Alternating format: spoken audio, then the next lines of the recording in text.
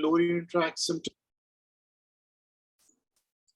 And we will be starting off from some basic concepts on physiology and neuroanatomy of the urinary tract. We are going to then talk about that the site of lesion, its impact of various neurological conditions related to the lower urinary tract, followed by ABC of urodynamics. So some of the very basic things about urodynamics. This will be followed by overactive bladder and what can be done in the management. And then there will be an interesting session on BPH and the lower urinary tract symptoms. It will be a case-based discussion led by a group from Birmingham by Anand Thanasekharan and his colleagues, including Fahad Khan and Tariq Sami. So thank you very much for joining. I would invite now our senior resident, Dr. Ahmed Bashir, to talk about physiology of micturition and some neuroanatomical principles. Dr. Ahmed. Right. Thank you, Dr. Hamad. Assalamu alaikum, everyone. Dr. Hamad has already told you, my name is Dr. Ahmed Bashir, and I will be going over physiology of micturition. Now, I'm in my senior year of residency, urology, and if I was to see this as the first slide in a presentation that is actually based on physiology, and I see sympathetic nervous system, parasympathetic nervous system, somatic nervous system, cortex, periaqueductal gay, pontine micturition center, end organ, detrusor, sphincter, etc. I would probably lose interest right here and then, and think this is probably something that I've long forgotten, and I will not be able to grasp much out of this.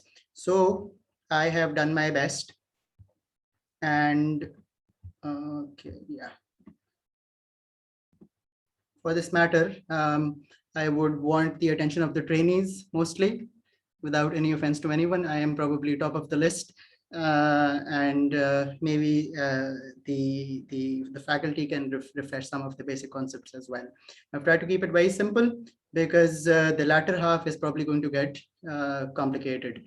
Right. This is a diagram that most of us have probably seen wherever we've looked up bladder micturition and receptors involved, because this was from the Nature, and it's probably the most used diagram. Now, on this diagram, the three peripheral nerves which are involved, namely the parasympathetic pathways, the sympathetic pathways, as well as the somatic or pudendal nerve pathway are involved. Now, all that we need to really remember here, from because these are some nitty-gritties that we do come across MCQs once in a while, is that the level of the parasympathetic pathways arise from the sacral spinal cord, S2 to S4. Absolutely need to know this.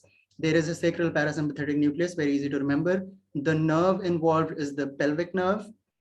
The neurotransmitter, as you can see from the diagram, is acetylcholine, and the receptors that it acts on preganglionically are nicotinic, but on the bladder are muscarinic. That is it. You probably know all of this. Now, the next, the nerve below it, the sympathetic pathway, the levels are T10 to L2. The nucleus involved is the mediolateral nuclei.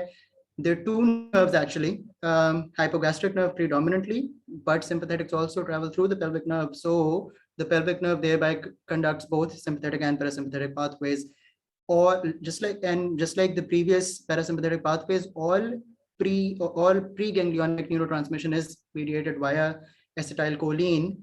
Post-ganglionic is adrenergic, so noradrenaline, and primarily the role was in keeping the tone of the outlet, where you see the urethra and the alpha-1 receptors, but later on it was found that beta-3 receptors have quite a role, and hence the role of beta-3 adrenergic agonists that we use, namely mirabegron.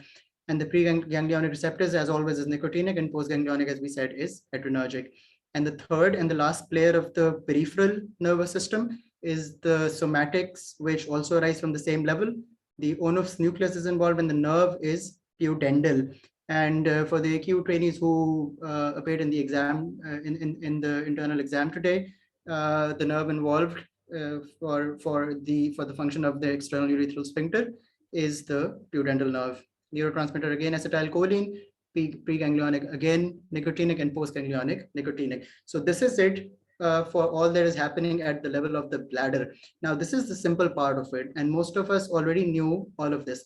Now comes the role of the afferent fibers. Now afferent fibers are basically the fibers which are taking the input from the bladder to the higher up authorities, be it the spinal cord or be it the central nervous system.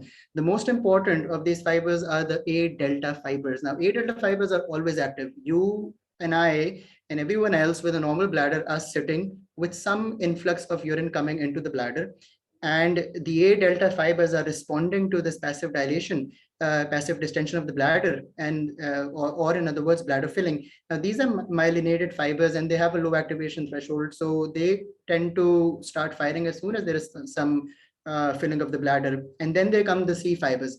Now the C fibers are involved in special situations. They respond to chemical irritation and cold, and they're usually unmyelinated and they have a high threshold, high activation thresholds, also referred to as silent fibers. However, when we're talking about chemical irritation, when we're talking about cold, when we see our patients getting bladder spasms, these are the fibers which are firing at that time. Now, from these afferent fibers, just as I said, there is continuous input to higher up authorities, the periaqueductal gray matter and the pontine maturation center in the brain stem. And we will see just in a minute what their role is. Now, primarily, if you just think about it, there's just two things happening. The bladder is either filling or the bladder is either emptying, right? So bladder filling or storage, how does that happen? Let's just take a look. Now, and keep in mind, bear in mind, the functions that we were talking about, if you remember the first diagram, there's the detrusor and there is the outlet. This is where the antagonism comes. When the filling is taking place, the detrusor obviously has to relax, but at the same time, it is as important for the outflow to be contracted, and hence the antagonism between the parasympathetic and the sympathetic pathways. So this antagonism, now it is beautiful because we do not have medications that can target both of these pathways at the same time. However, the innate or the built-in mechanism that we have in the body, such as the PMC and the periaqueductal gray that we just talked about, control at the same time these descending pathways. Let's see how. Now, bladder filling, we talked about the activation of A delta fibers, and these fibers then take input to the sympathetic fibers. What did we say? The level of the lumbar cord. What the sympathetic fibers do, in addition to their effect on the bladder, they also have an inhibitory effect on the parasympathetic nervous system. So parasympathetic, remember P for parasympathetic, P for peeing. We don't want that to happen when we are storing or when we're filling. So the sympathetic fibers, they're going to decrease the parasympathetic input, and they're going to send noradrenergic input to the beta-3, thereby the agonist effect of relaxation. And as we said, it is extremely important for the outlet to be contracted at the level of the urethra. And all of this, what it essentially results in is storage of urine and inhibition of micturition. This very simplified diagram is what is referred to as the vesico, starting from the bladder, spinal taking place in the lumbar cord, vesicle ending up back in the bladder, reflex. I hope that is clear. So now with bladder filling, I mean, there has to be a point when it stops, right? We cannot go on storing urine forever. So there has to be something that is regulating till what time is this acceptable, and at what time does this have to stop, and at what time do we have to shift to bladder emptying, also known as micturition. Now, we've already talked about the afferent activity to higher spinal cord and brain, which is basically the periaqueductal gray and the pontine micturition center in the brain stem. These centers are what have control over the descending parasympathetic pathways. But it's not that simple. They are also getting input from the cortex and hypothalamus.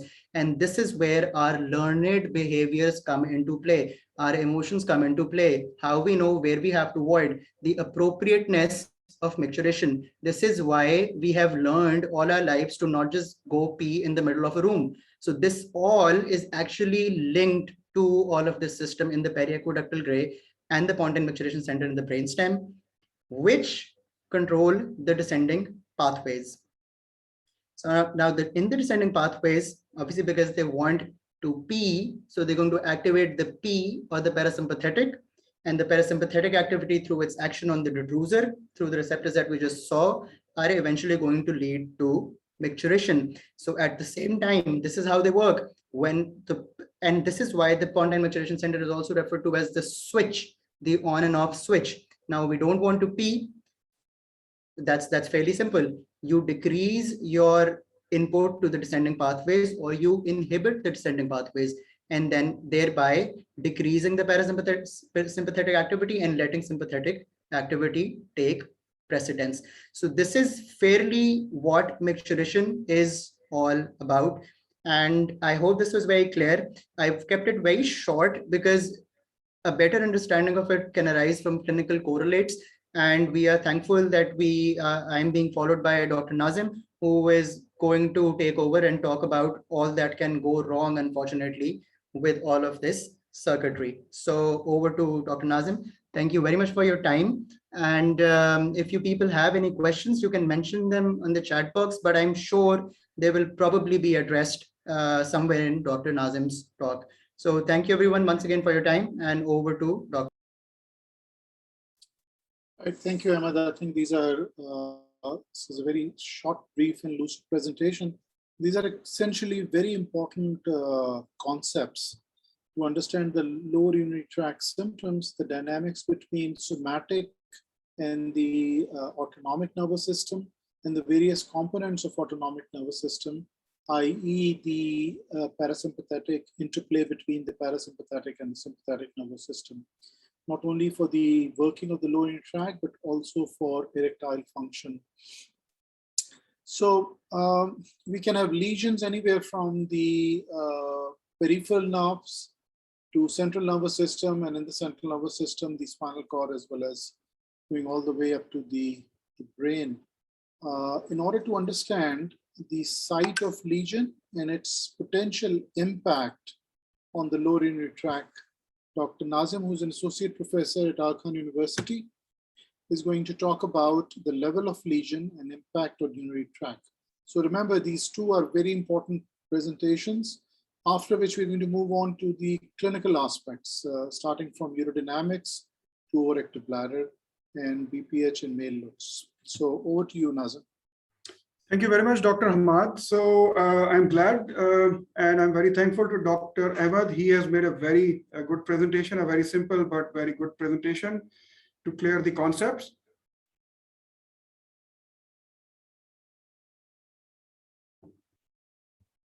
Right, so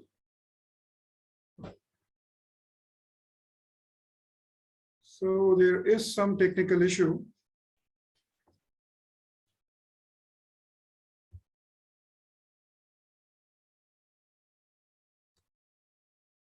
Right, thank you.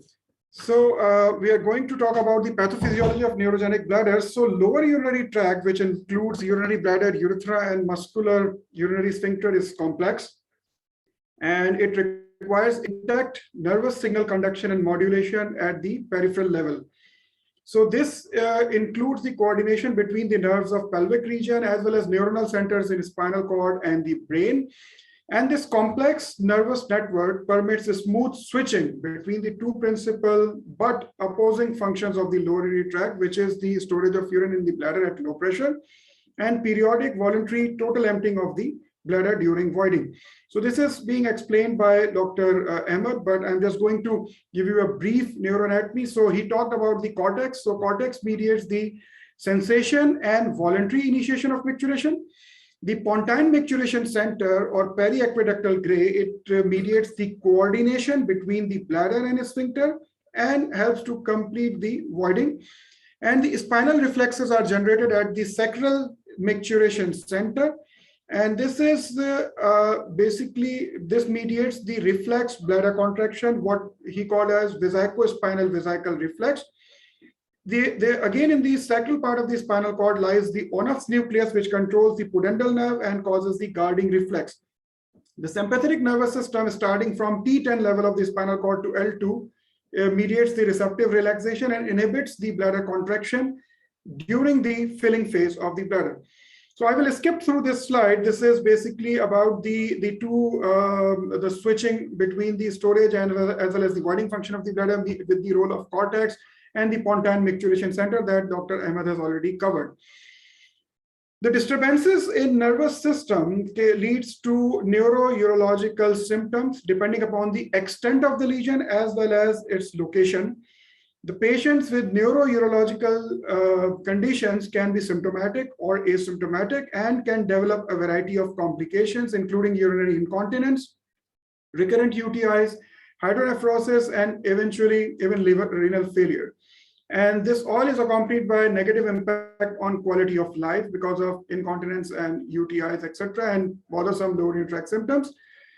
However, it is important to note that symptoms and long-term complications, they do not correlate. And it is important to identify patients with neuro-urological symptoms. A neuropathic bladder is not just a dysfunctional normal bladder because the bladder is normal, but the control systems are impaired or absent, leading to impaired or loss of voluntary voiding, and again the continence can be lost or impaired. I will just quickly go through the 2021 EAU guidelines, recommendations for history, physical examination, and some of the level of evidence for suspected neuro-urological conditions. So they say that during the history taking, one must identify and ask for the specific urinary symptoms, such as what was the onset, what about the bladder sensation, whether the initiation of micturition is normal, precipitate, or reflex, is it accompanied by enuresis, and the other lower urinary tract symptoms questions, including the incontinence and mode and type of voiding. Along with that, the past history is important, particularly the milestones, the heredity of familial risk factors, obstetric history, particularly in females, obviously in females, the history of diabetes mellitus and accompanying diseases like history of CVA in the past, syphilis, encephalitis, or multiple sclerosis, any history of previous operations or accidents, history of medications, and history of alcohol consumption, smoking, etc. Apart from the urological history, because the neurological conditions impact the sexual system, the bowel, as well as other neurological systems. So this history is also important, particularly whether the patient has sensation in the genital area in the males about the erection, the orgasm, and whether the ejaculation is present, whether it is retrograde or there is an ejaculation, and in female, the lack of orgasm and dyspareunia. With regard to bowel history, whether the patient feels the desire to defecate, what about the rectal sensation, and what about the frequency of bowel movements, and is there any history of fecal incontinence? And about the neurological history, whether there is any acquired or congenital neurological condition, what about the patient's cognitive function, comprehension, and mental status, and what about the neurological, somatic, and sensory neurological conditions, and about the patient's dexterity and mobility. The physical exams must include the examination of reflexes pertinent to lumbosacral spinal cord levels, such as the bulbocavernous reflex, the perianal anal reflex, the anal tone, the knee jerk, the knee and the ankle reflexes, and prostate must be palpated because that can complicate a benign enlarged prostate can complicate the matter further, and whether there is any prolapse of pelvic organs.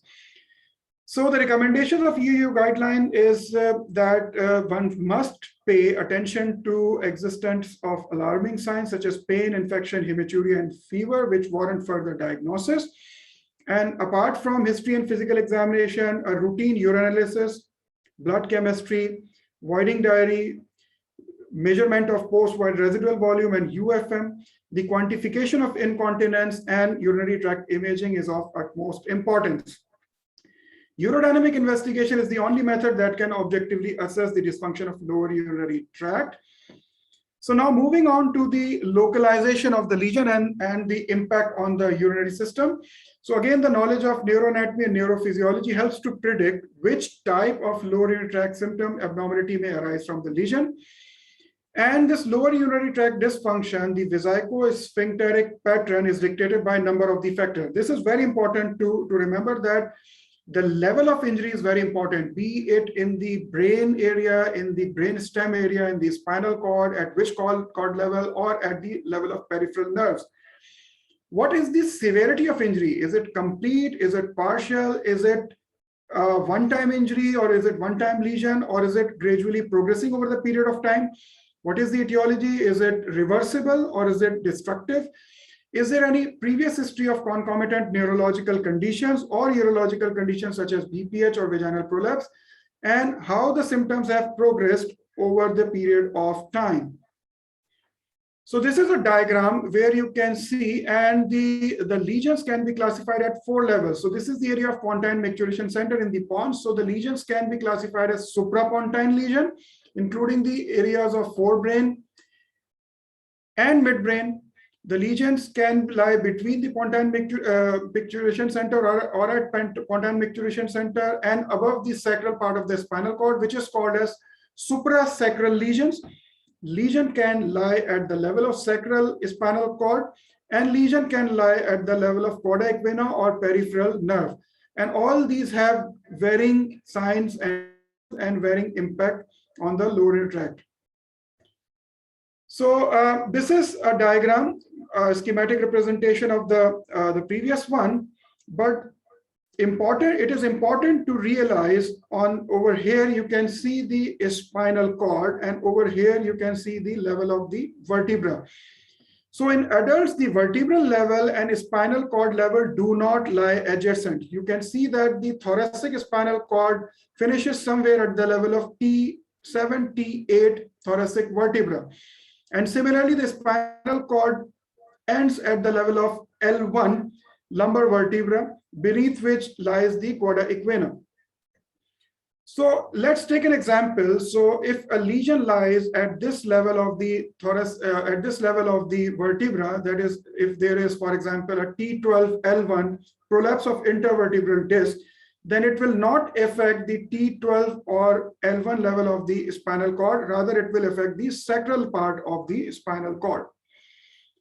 So now this is the next few slides will talk about the location of lesion with associated neurogenic lower urinary tract symptom, lower urinary tract dysfunction, and what symptoms and signs the patient would exhibit, and few examples of those neurological lesions. So suprapontine lesion is a neurological lesion above the level of the pons, and once there is a lesion in the above the level of the pons, so the inhibition of pontine micturition center by cortex is lost. So there will be a reflex detrusor contraction. There will be impaired cerebral regulation and central inhibition. But as the pontine micturition switch is intact, therefore there is synergistic widening, and there is a synergy between the bladder and sphincter. The bladder sensations are often preserved. The symptoms and signs that patients have, they have urinary frequency, urgency, urge urinary incontinence, reduced awareness of bladder fullness. Very less often they have some of the voiding symptoms, and deterioration of upper urinary tract is uncommon because there is no detrusor sphincter dyssynergia. Example includes cerebrovascular accidents, brain tumors, Parkinson's disease, and multi-system atrophy. So a lesion at the level of the cortex will lead to the patient not knowing whether his bladder is full or not, and whether it is a right time and place to void. And the impact on the pontine micturition center is lost. So in a suprasacral spinal cord lesion, the lesion lies in the suprasacral part of the spine or at the level of the pons. What abnormality will you find on urodynamic studies as well as in the bladder will be detrusor overactivity and incontinence with or without detrusor sphincter dyssynergia. There is often significant post-void residual volume, and these bladders are not safe because they are high pressure bladder.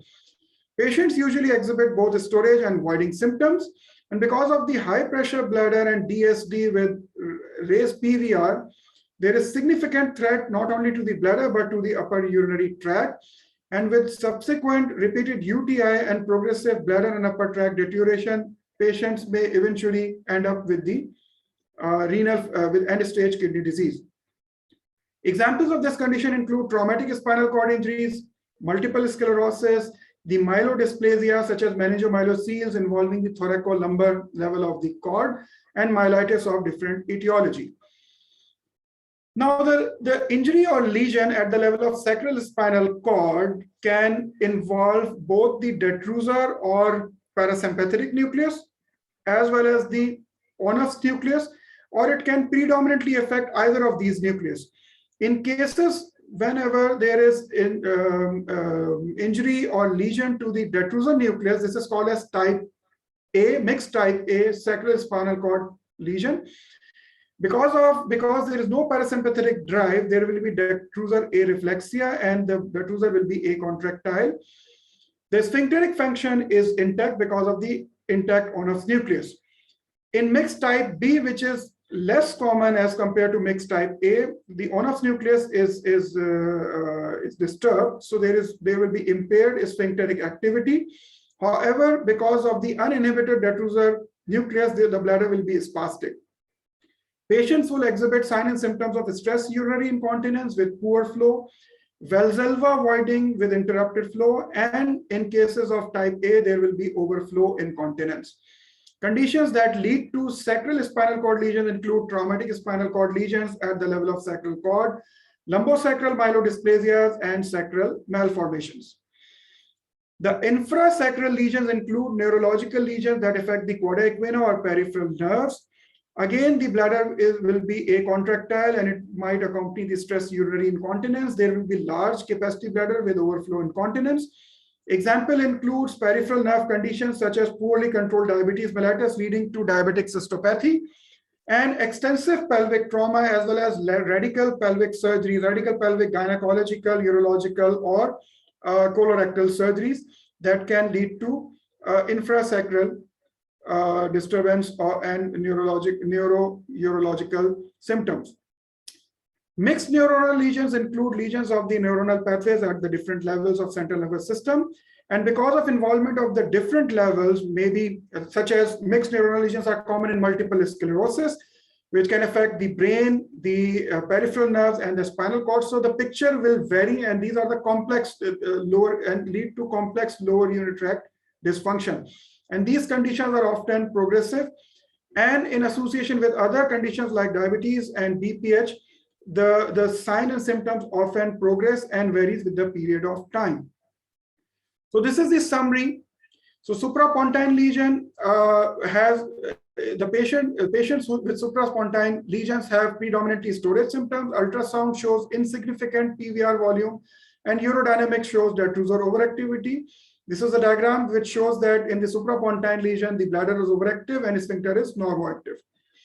In the suprasacral spinal cord lesions, what happens that because the coordination is lost, so patient has both storage as well as voiding symptom, there is increased PVR. Urodynamic studies shows DSD as well as detrusor overactivity. So this shows that both sphincter as well as the detrusor are overactive. At the sacral and infrasacral level lesion, there will be predominantly voiding symptom because of areflexic bladder. Post-void residual volume will be raised on ultrasound, and urodynamic study will show hypocontractile or acontractile bladder. Now, moving on to the specific entities and their impact on the lower urinary tract. So spinal shock is a condition which is an initial temporary phase following an acute neurological insult, such as cerebrovascular accident or spinal cord injury.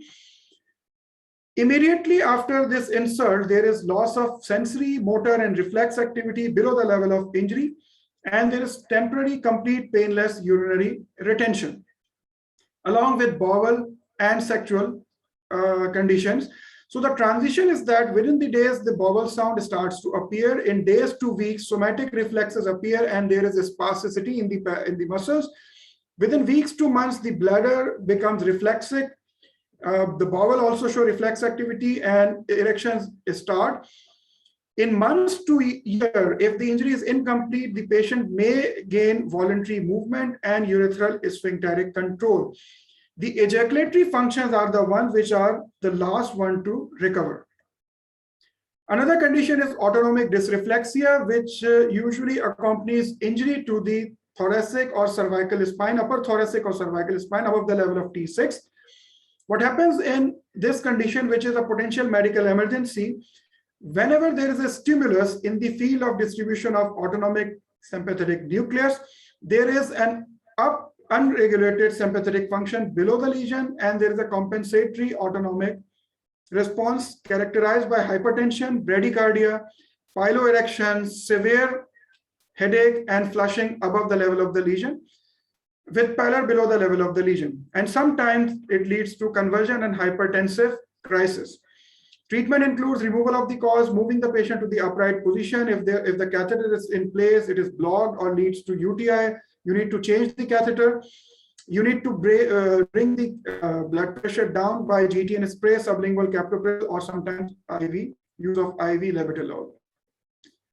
Now, a spinal cord, whenever a patient has a spinal cord injury, so there are certain description that needs to be done, or that needs to be described with that spinal cord injury. So you need to know the last segment which has a near normal function. So for example, if the injury is at the level of thoracic T6 spine, it may involve T6 and beyond, maybe up to T8, maybe up to lumbar level as well. But you must know the last normal functioning segment of the thoracic, of the spinal cord at that level. Whether the injury is complete or incomplete. If it is incomplete, what is the pattern and what is the severity? And what is the type of paralysis? Is it spastic or is it flaccid? So whenever there is spinal cord injury, there is spinal shock characterized by areflexes, reflexic bowel and bladder, and flaccid paralysis. If it involves a long segment of the cord, including the sacral as well as lower down segment, there will be flaccid paralysis and areflexic bowel and bladder, which will continue for the rest of the period. If it is incomplete injury, or if it is limited to a small area of the spine with intact sacral and infrasacral portion of the cord, then there might be a spastic paralysis and bladder and bowel will be reflex. Now, talking about the effect of length of the lesion. So you can see that in both of the diagram, the injury or lesion lies in the upper thoracic level.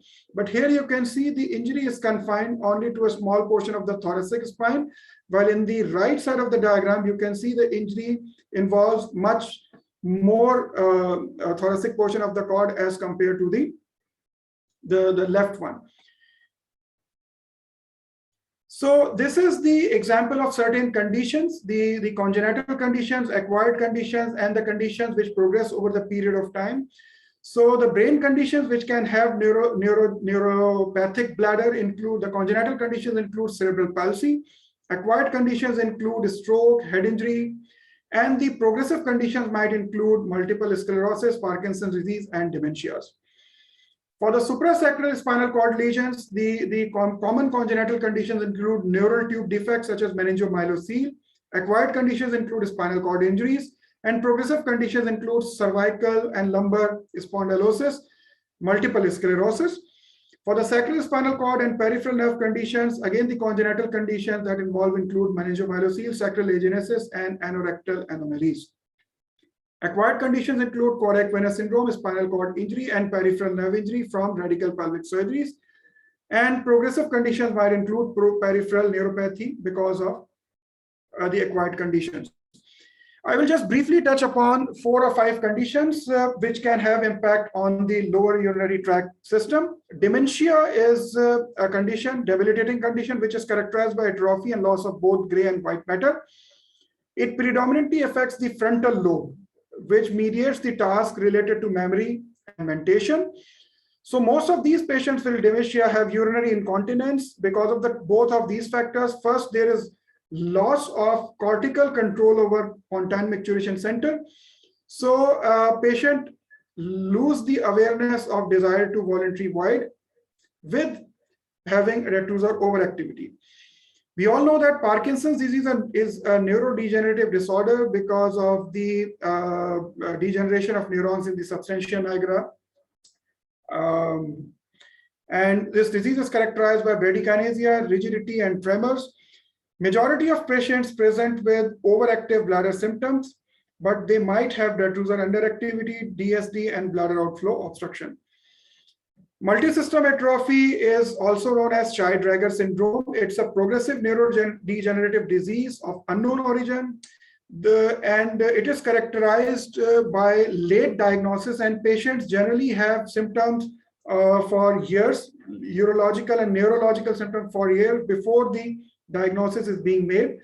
Patients exhibit signs of Parkinson's disease along with cerebellar, autonomic, and pyramidal dysfunction, and lower urinary tract symptoms are much more bothersome.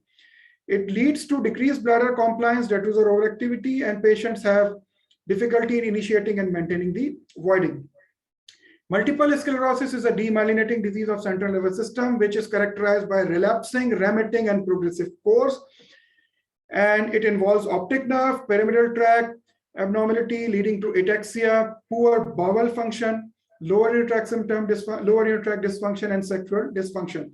And signs and symptoms vary among the patients because a lesion can present anywhere between the brain as well as in the spinal cord. Spina bifida can be spina bifida occulta or spina bifida cystica. And patients with neural tube defects, majority, over 90%, are affected by lower urinary tract. The meningomyelocele involves the lumbar, lumbosacral, and sacral part of the spinal cord in more than 90% of the patients. And even if it is fixed early in the life, the symptoms change later in the life because of the subsequently after the surgery because of the tethering of the spinal cord. Most of the patients with neural tube defect or spinal dysraphism, they present with areflexic bladder along with open bladder neck leading to urinary incontinence. The Cauda equina syndrome is characterized by is because of the injury to the peripheral nerves or Cauda equina due to the disc protrusion, spinal fracture, or iatrogenic lesions secondary to the spinal surgery. It affects the motor and sensory symptoms of the lower limb, buttock, perineum with abnormalities of sexual, bowel, and bladder function. Patients usually have urinary retention with associated underactive detrusor and loss of the bowel sensation, and they present with overflow incontinence, poor compliance, and detrusor overactivity. Now I will move on to 4 or 5 clinical scenario and would ask the participants to give their input in the chat box as well. So here you can see a few of the mine workers who are working in a coal mine, and suddenly the mine collapses, leading to injury to the thoracic spine, and there is this complete transaction of the thoracic spine at the level of T7, T8. This is another patient who had a history of fall on his head, leading to injury to the cervical part of the cervical spine and cervical part of the spinal cord. So this is actually a suprasacral and supraconal lesion and leading to spastic spinal cord injury. So this is the diagram over here. So can anyone tell me what are the impact and how would detrusor, how would bladder, bowel, etc. will behave in this scenario? So please write in the chat box.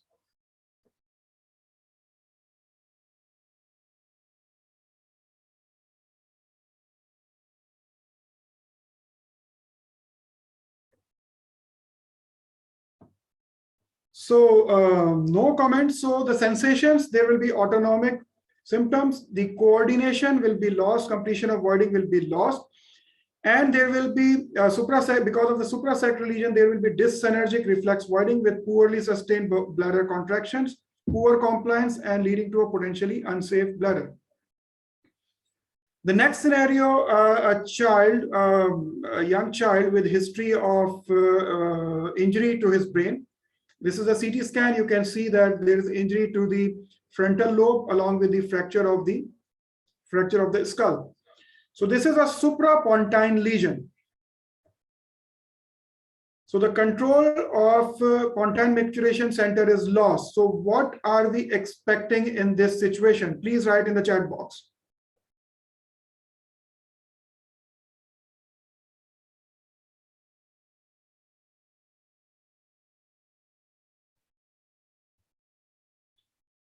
Right. So Mohammed Shoaib has written high bladder pressure, overactive bladder, Dr. Nazish Mughal, right? You're right. Sorry. Yes. So the voluntary initiation would be lost because the cortical control is gone. However, there will be coordinated reflex voiding, and there will be some social incontinence. But remember, Dr. Shoaib, that the pontine maturation center, since it is intact, so there will be no detrusor sphincter dyssynergia. Detrusor overactivity will be mild. So this bladder would be probably safe. Now, moving on to the spinal injuries and the lesions at the level of the spinal cord. So this is, so anyone can tell me where exactly the lesion is. So this is the cortex, brainstem, cervical part of the spinal cord, thoracic, lumbar, and sacral part. This black area is the complete injury or complete lesion. And the dotted area is actually the partial area of the cord damage. So where exactly the lesion lies? Anyone?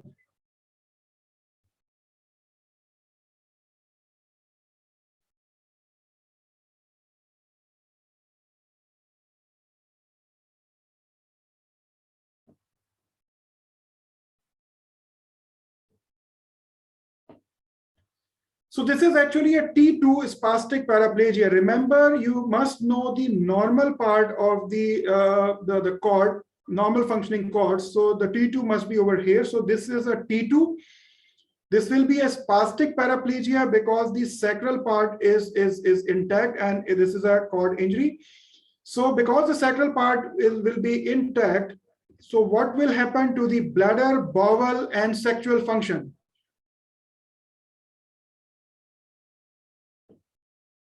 Dr. Nazish is right. This is suprasacral, but if you characterize the lesion, it will be spastic. Right. So DSD, okay, DSD is fine.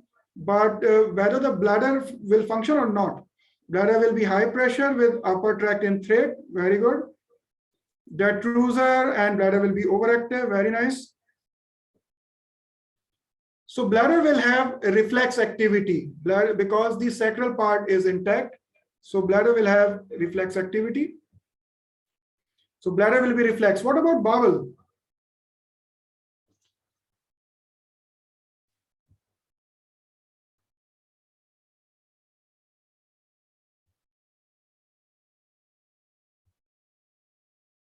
Incontinence. So why there would be incontinence? Do you think sphincter is gone? The perineal muscles and the pelvic floor muscles are weak or not? So the sphincter will be intact because the pudendal nerve is intact. So there will be no fecal incontinence. Again, the bowel would be again a reflex bladder. What about sexual function? What about erection? What about ejaculation?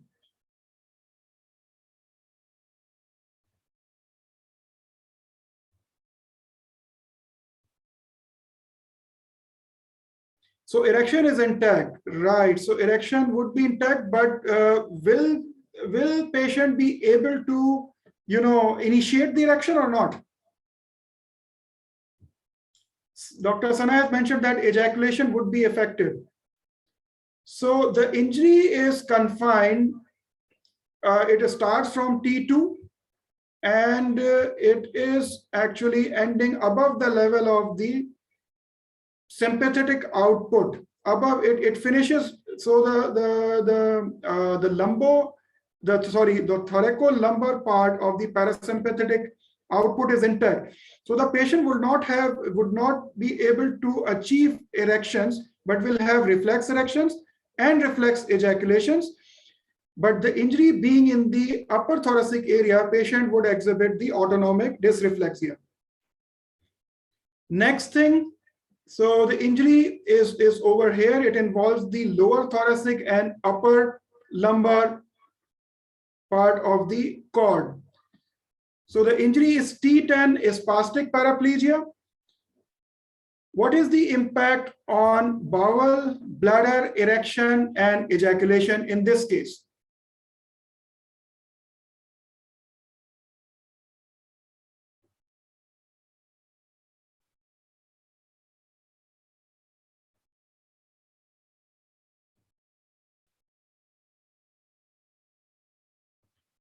So because the sacral part is intact, so bladder will be reflex, bowel will be reflex. As this area, this level of lesion involves the thoracolumbar sympathetic outflow, so there will be absent ejaculation. But because the parasympathetic system in the sacral part is intact, there will be reflex erections. There will be some autonomic symptom, but no autonomic or sympathetic dysreflexia, because the lesion is in the lower thoracic part of the cord.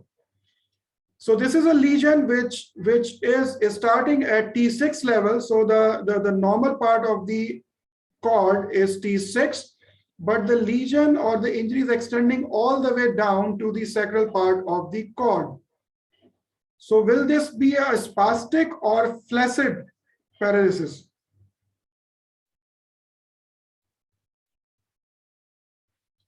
So this will be a flaccid one. So this is a T6 flaccid paraplegia. Because sacral part is gone, so bladder will be areflexic. What about bowel? What about erection? What about ejaculation?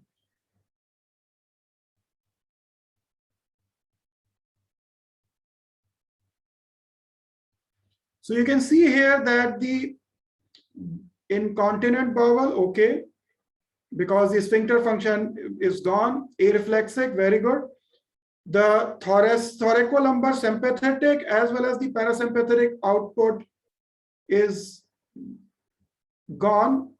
So the patient will have areflexic bowel, absent erections, absent ejaculations, and because the autonomic system is gone, so there will be no autonomic symptom and no autonomic dysreflexia. This is the conus injury, isolated conus injury. So there will be low flaccid paraplegia, areflexic bladder, areflexic bowel.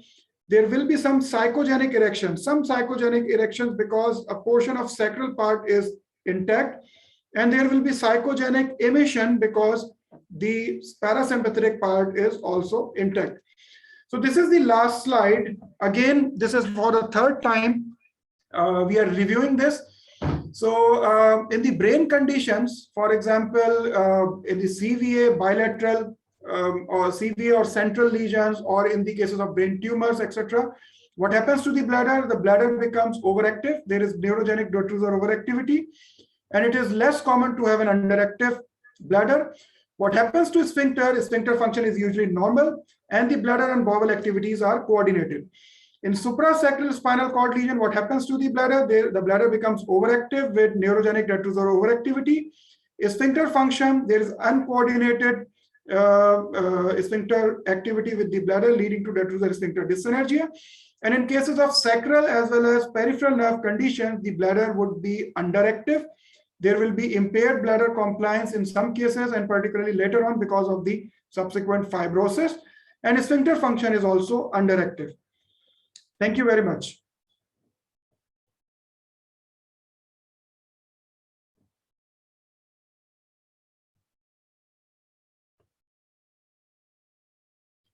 Dr. Hamad, we can't hear you.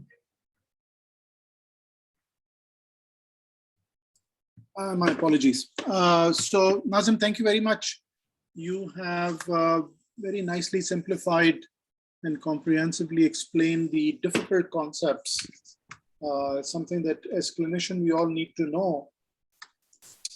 We move on from these two basic science, clinical bordering to clinical science presentation to urodynamic, which is the cornerstone of evaluation of patients with neurogenic bladder or neurological dysfunction or non-neurogenic symptoms as well. So Arslan Pervez, who is our senior resident, he will be graduating 2022, is going to talk about some of the basics of urodynamics. So Arslan, please go ahead.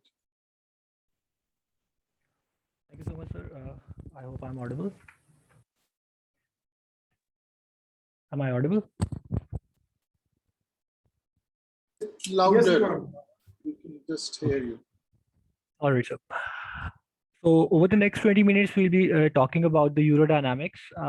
So when we talk about the urodynamics, this is basically a science that is concerned with the physiology as well as the pathophysiology of the urine storage and evacuation.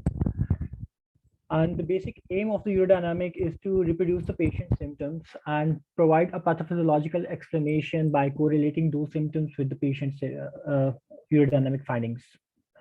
So a test is as good as we know if we know what we need to see and what are the indications for having those tests.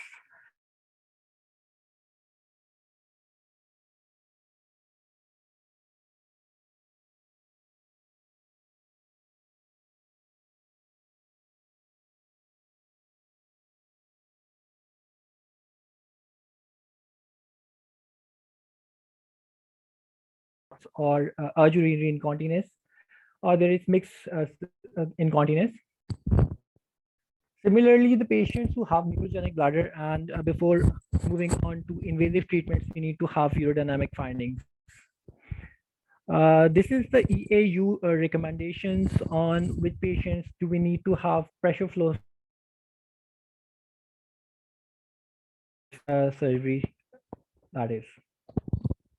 Urodynamic, it's not basically just a simple thing. It's comprised of a wide spectrum of tests.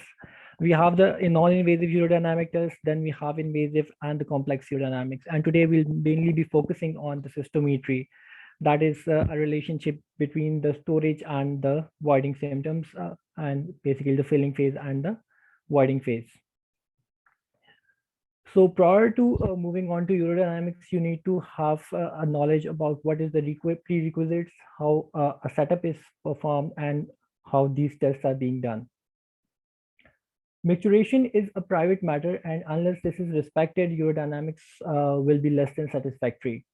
We need to have a negative urine culture prior to moving on to invasive tests, that is the cystometry.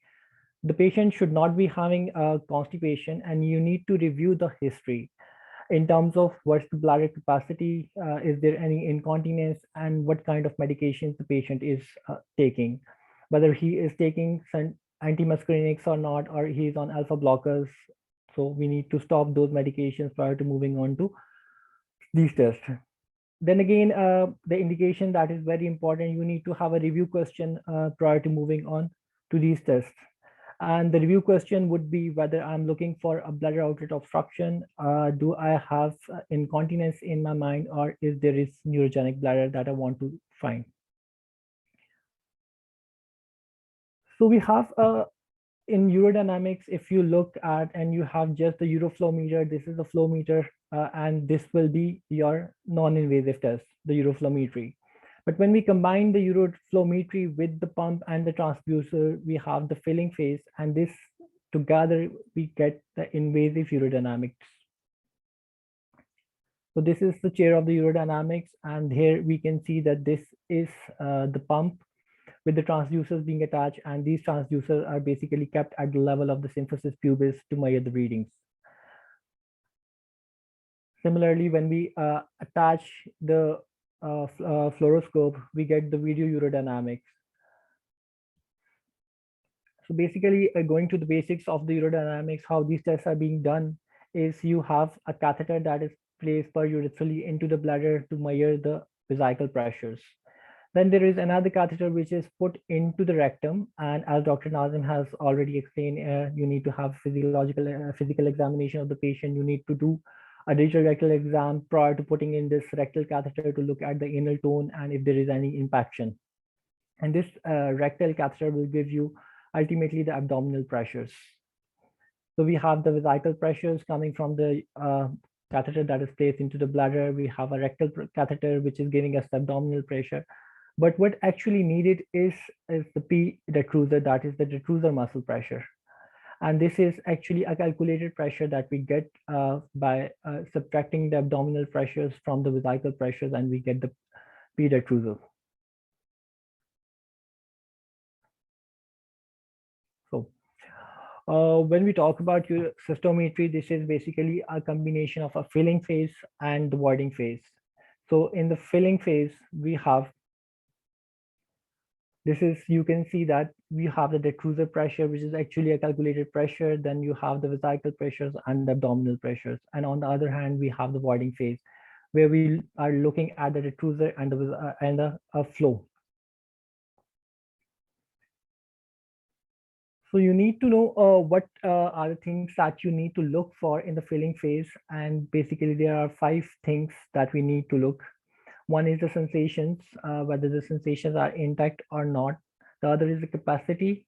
Then you have the compliance and the detrusor overactivity. So the sensations are the first sensation, which is actually the time is the time where the patient actually becomes aware that there is fluid in his bladder, and this can be anywhere between 50 to 200 mLs. Then there is first desire to void, which is the normal desire, and any patient who has first desire to void, this is the volume in the bladder where he normally would go to the loo.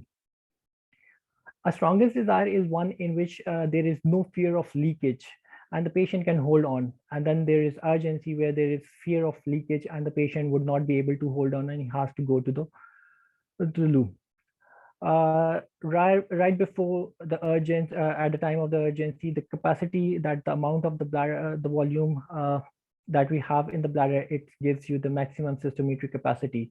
And you need to know what is the capacity. So when we are commenting on the filling phase, we need to have a comment on the sensations, the capacity. Next up is the compliance of the bladder. And you would only know what things to comment upon if you know where to look for these things. And for the compliance, this is basically you need to look at the detrusor pressures. And because we know that the bladder detrusor has a capability of accommodation, that means it will relax and there will be no change in pressure over change in volume. So the capacity, the compliance, and then moving on, we have the detrusor overactivity, which is an abrupt rise in the detrusor pressure and then the pressure comes down. So these are the things you need to look for when you are looking at the filling phase. So as we have talked about the compliance of the bladder, which is actually delta V over delta P dat, that is with the change in volume, there should be no change in pressure. However, the compliance of the patient, it depends upon the rate of the bladder filling, with the physiological filling rate measuring from 10 ml per second, and the part of the curve that is used for the compliance. Similarly, the properties of the bladder, such as in cases of interstitial fibrosis or where we have the radiation to the pelvic region. So there is fibrosis and the patient's bladder become non-compliant. So you can see that there is this curve where we know the period that is measured, and the detrusor pressure, there is significant rise in the pressure with change in volume. So going over again, the filling phase, you are looking at the sensations, the capacity, compliance, and the detrusor overactivity. One other thing that we need to look in the filling phase is the leakage. And this leakage is basically measured in terms of the abdominal leak point pressure or the Valsalva leak point pressure.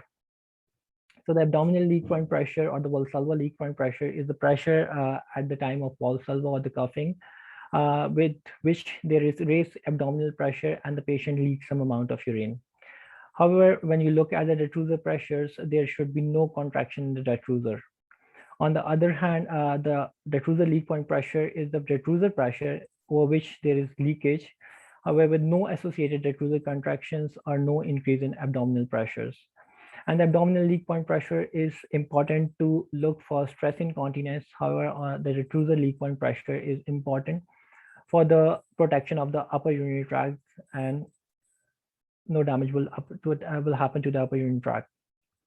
So on the Valsalva leak point pressure, you can see here that the patient has got cough and this is labeled as Valsalva. And when we look at the flow rate, there is some amount of urine that is coming out in the flow meter.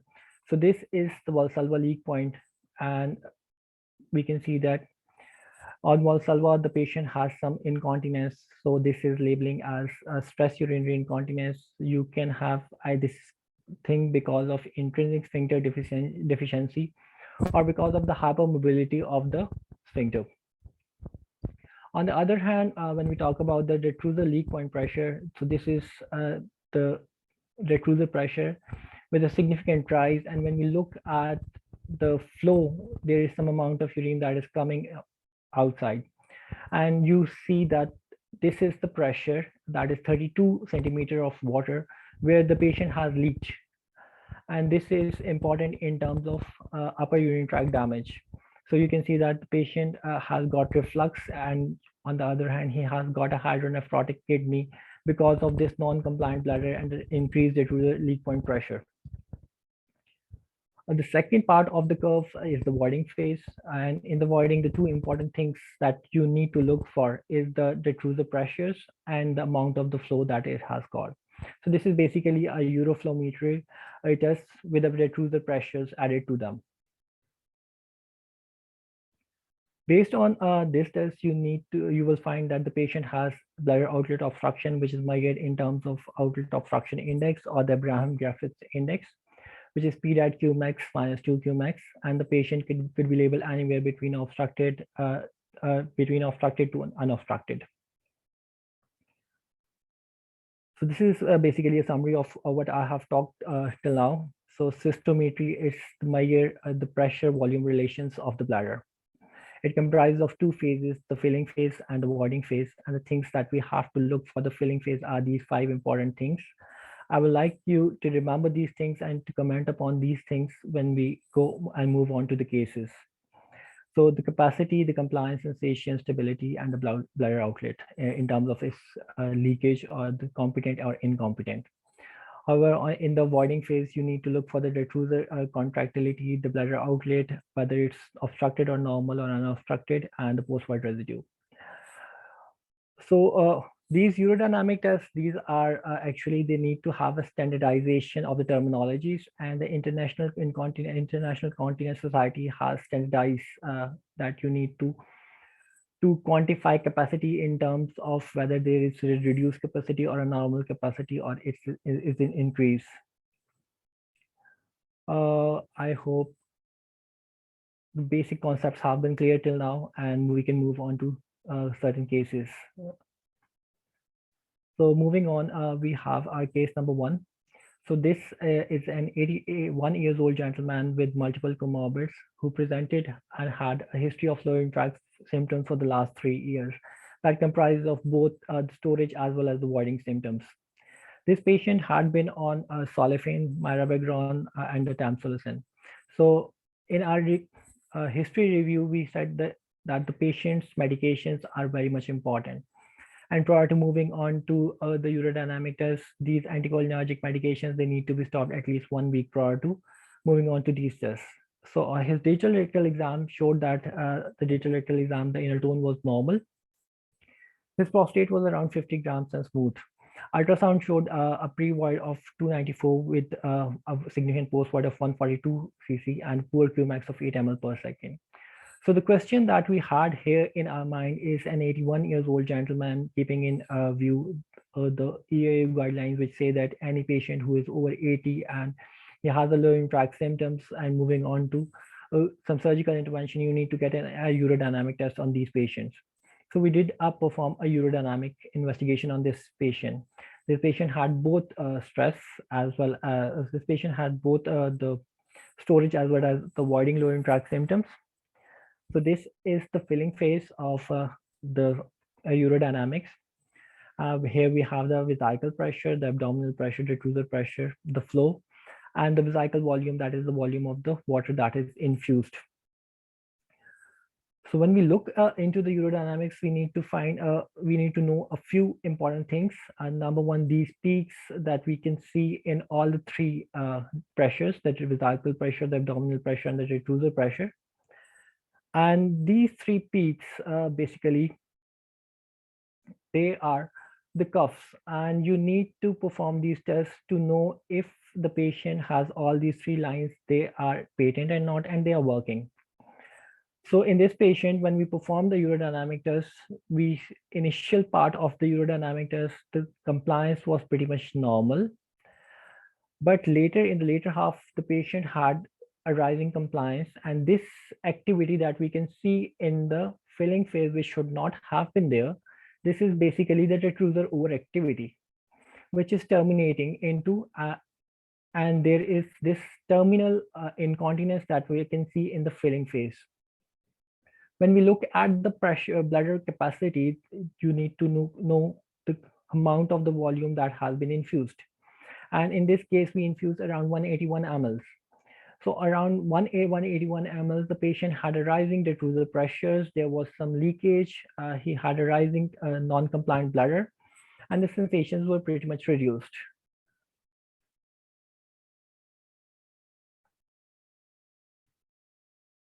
Okay.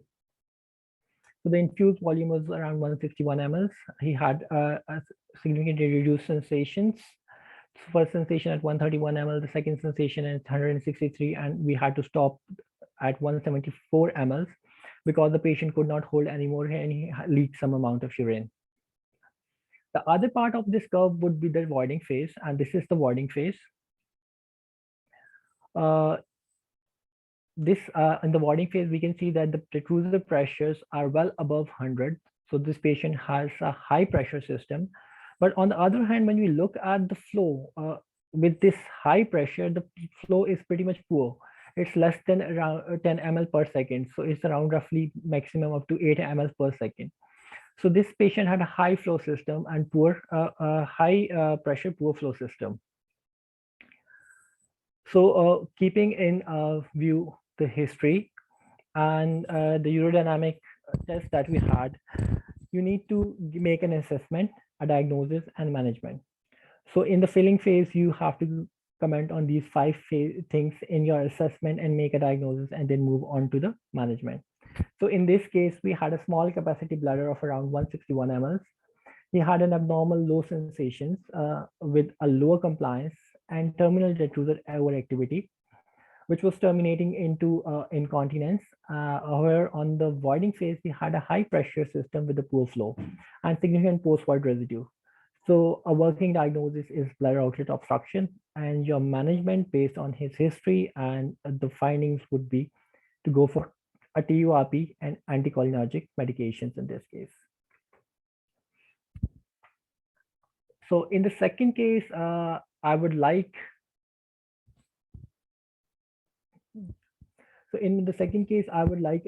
our participants to comment in the chat box what they think are the capacity, the compliance, and the rest of the parameters that I have shown. So this is the case of a 27-year-old male who had no comorbids. He has a history of a road traffic accident around 1 year back with a spinal cord injury at the level of L4, L5. He is currently doing clean intermittent catheterization 4 to 5 times per day. So his presenting complaint was basically urgency and urge incontinence with increased frequency. On examination, we have a paraplegic patient whose sensations are intact. He has an intact anal wink and a bulbocavernosus reflex. Our lower limb shows an exaggerated reflux with upper going planters. The digital rectal exam showed an increased anal tone. The prostate is small. However, on ultrasound, he has bilateral moderate hydronephrosis with significant post-void residue.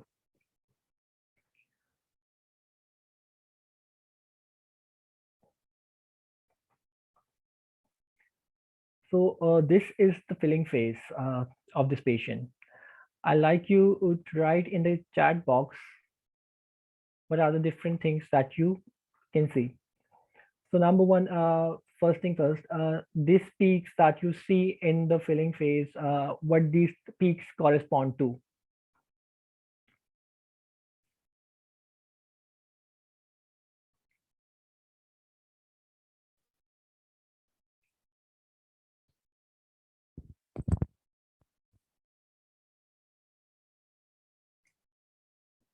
I can see no comments in the chat box. However, these peaks actually, they are the cuff impulses that we talked about. So a normal patient has to give cuffs every 1 minute to look for the patency of this. Yeah, tubes. Moving on, what is this blue thing that you can see? There is a significant rise in the detrusor pressure and falling down. Dr. Sana is very right. So these are basically the retrusor overactivities. Here you can see that the vesical pressure, we can see that this rise in the vesical pressure. However, when we look at the abdominal pressure is pretty much cohesive, and there is no rise in the abdominal pressure. So these are the retrusor pressure. These are the retrusor contractions because of which we can see a rise in the vesical pressures. And this is associated with the leaks. So this patient has an infused volume of 513 cc. These are the sensations. This is the compliance. You can see at the compliance, these are the retrusor overactivities, and there is some leakage. So when we make an assessment of this patient, we would say that this patient has got a normal capacity bladder with intact sensation, some retrusor overactivities with incontinence with a normal compliance bladder. When we look at the voiding phase of this same patient, so this patient, he has a retrusor pressures of well over 80-90 centimeters of water on voiding. However, on the other hand, he has a poor flow on the voiding phase. So the assessment with a normal capacity, low compliance, normal sensation bladder, he has severe retrusor overactivities at every 100 mL. With the associated incontinence, he has got a high voiding pressure, a poor flow system with significant post-void residue. So do you people think that this patient has got a healthy bladder, or is it a safe bladder?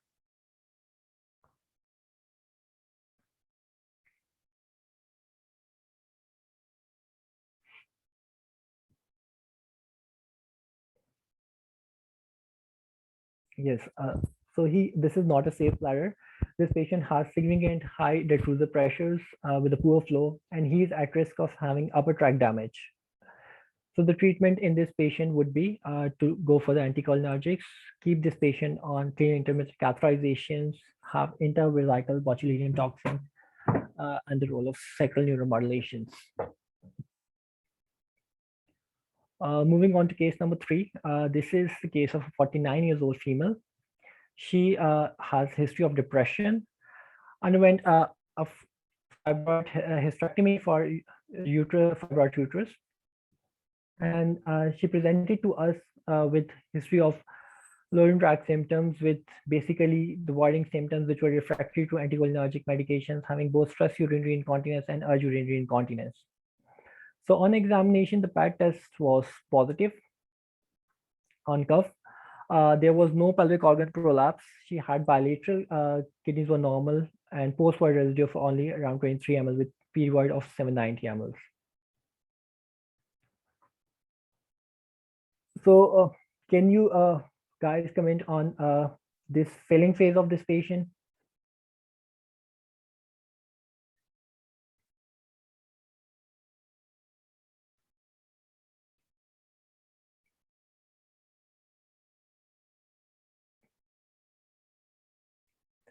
What do you think these things are here that we can see this erratic findings that we are looking in all the 3 readings? The vesical pressure, the abdominal pressures, and the retrusor pressures.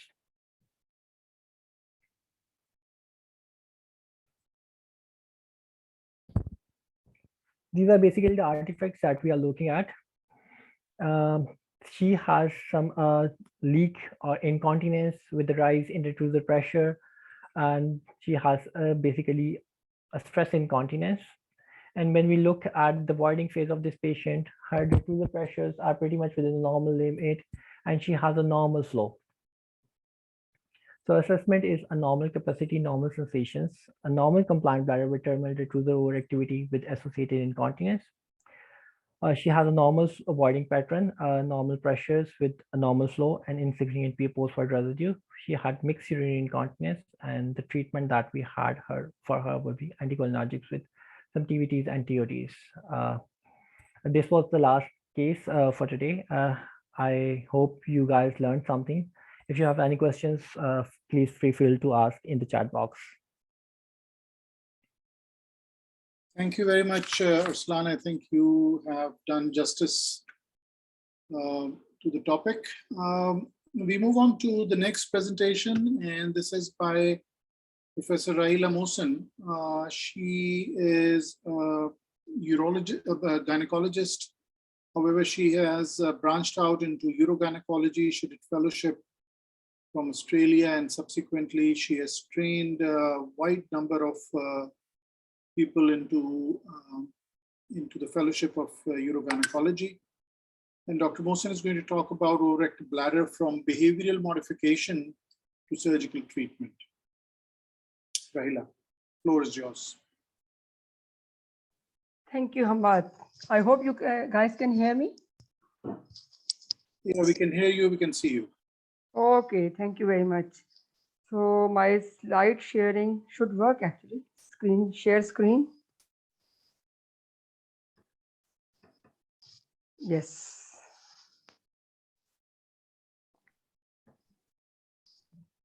So overactive bladder from behavioral modification to surgical treatment. After these three heavy talks, it's going to load your brains. I'll try to make it interesting and keep you guys focused, and a little bit of challenges to your gray matter. So I'll be focused about, I think it would be nice if I can give you a definition of OAB, the various spectrum of management that we believe in, and how do we formulate a management plan?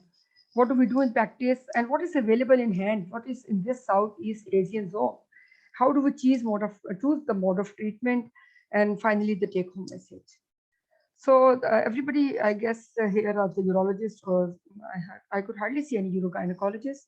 I hope this overactive bladder by the ICS given back in 2002 is a spectrum of frequency, urgency, nocturia with or without incontinence.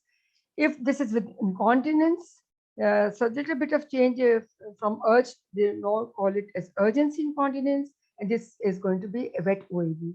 And even if somebody has urinary frequency, nocturia, and urgency, but doesn't leak on the way to toilet, it would still be OAB, but a dry kind of OAB.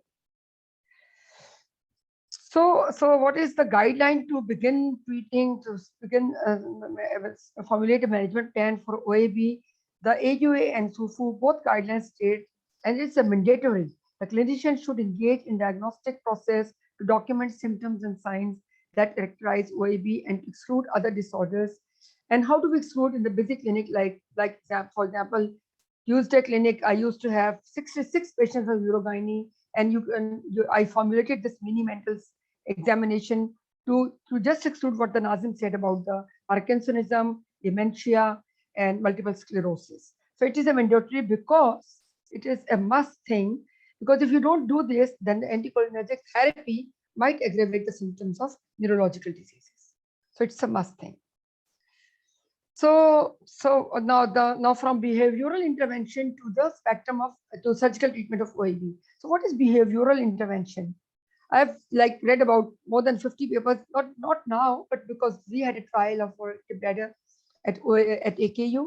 So the different papers who define behavioral intervention as simple lifestyle advice, bladder training. Some papers include pelvic floor muscle exercise into the bladder training, and some even include drugs, the antimuscarinic drugs or anticholinergics into the behavioral intervention.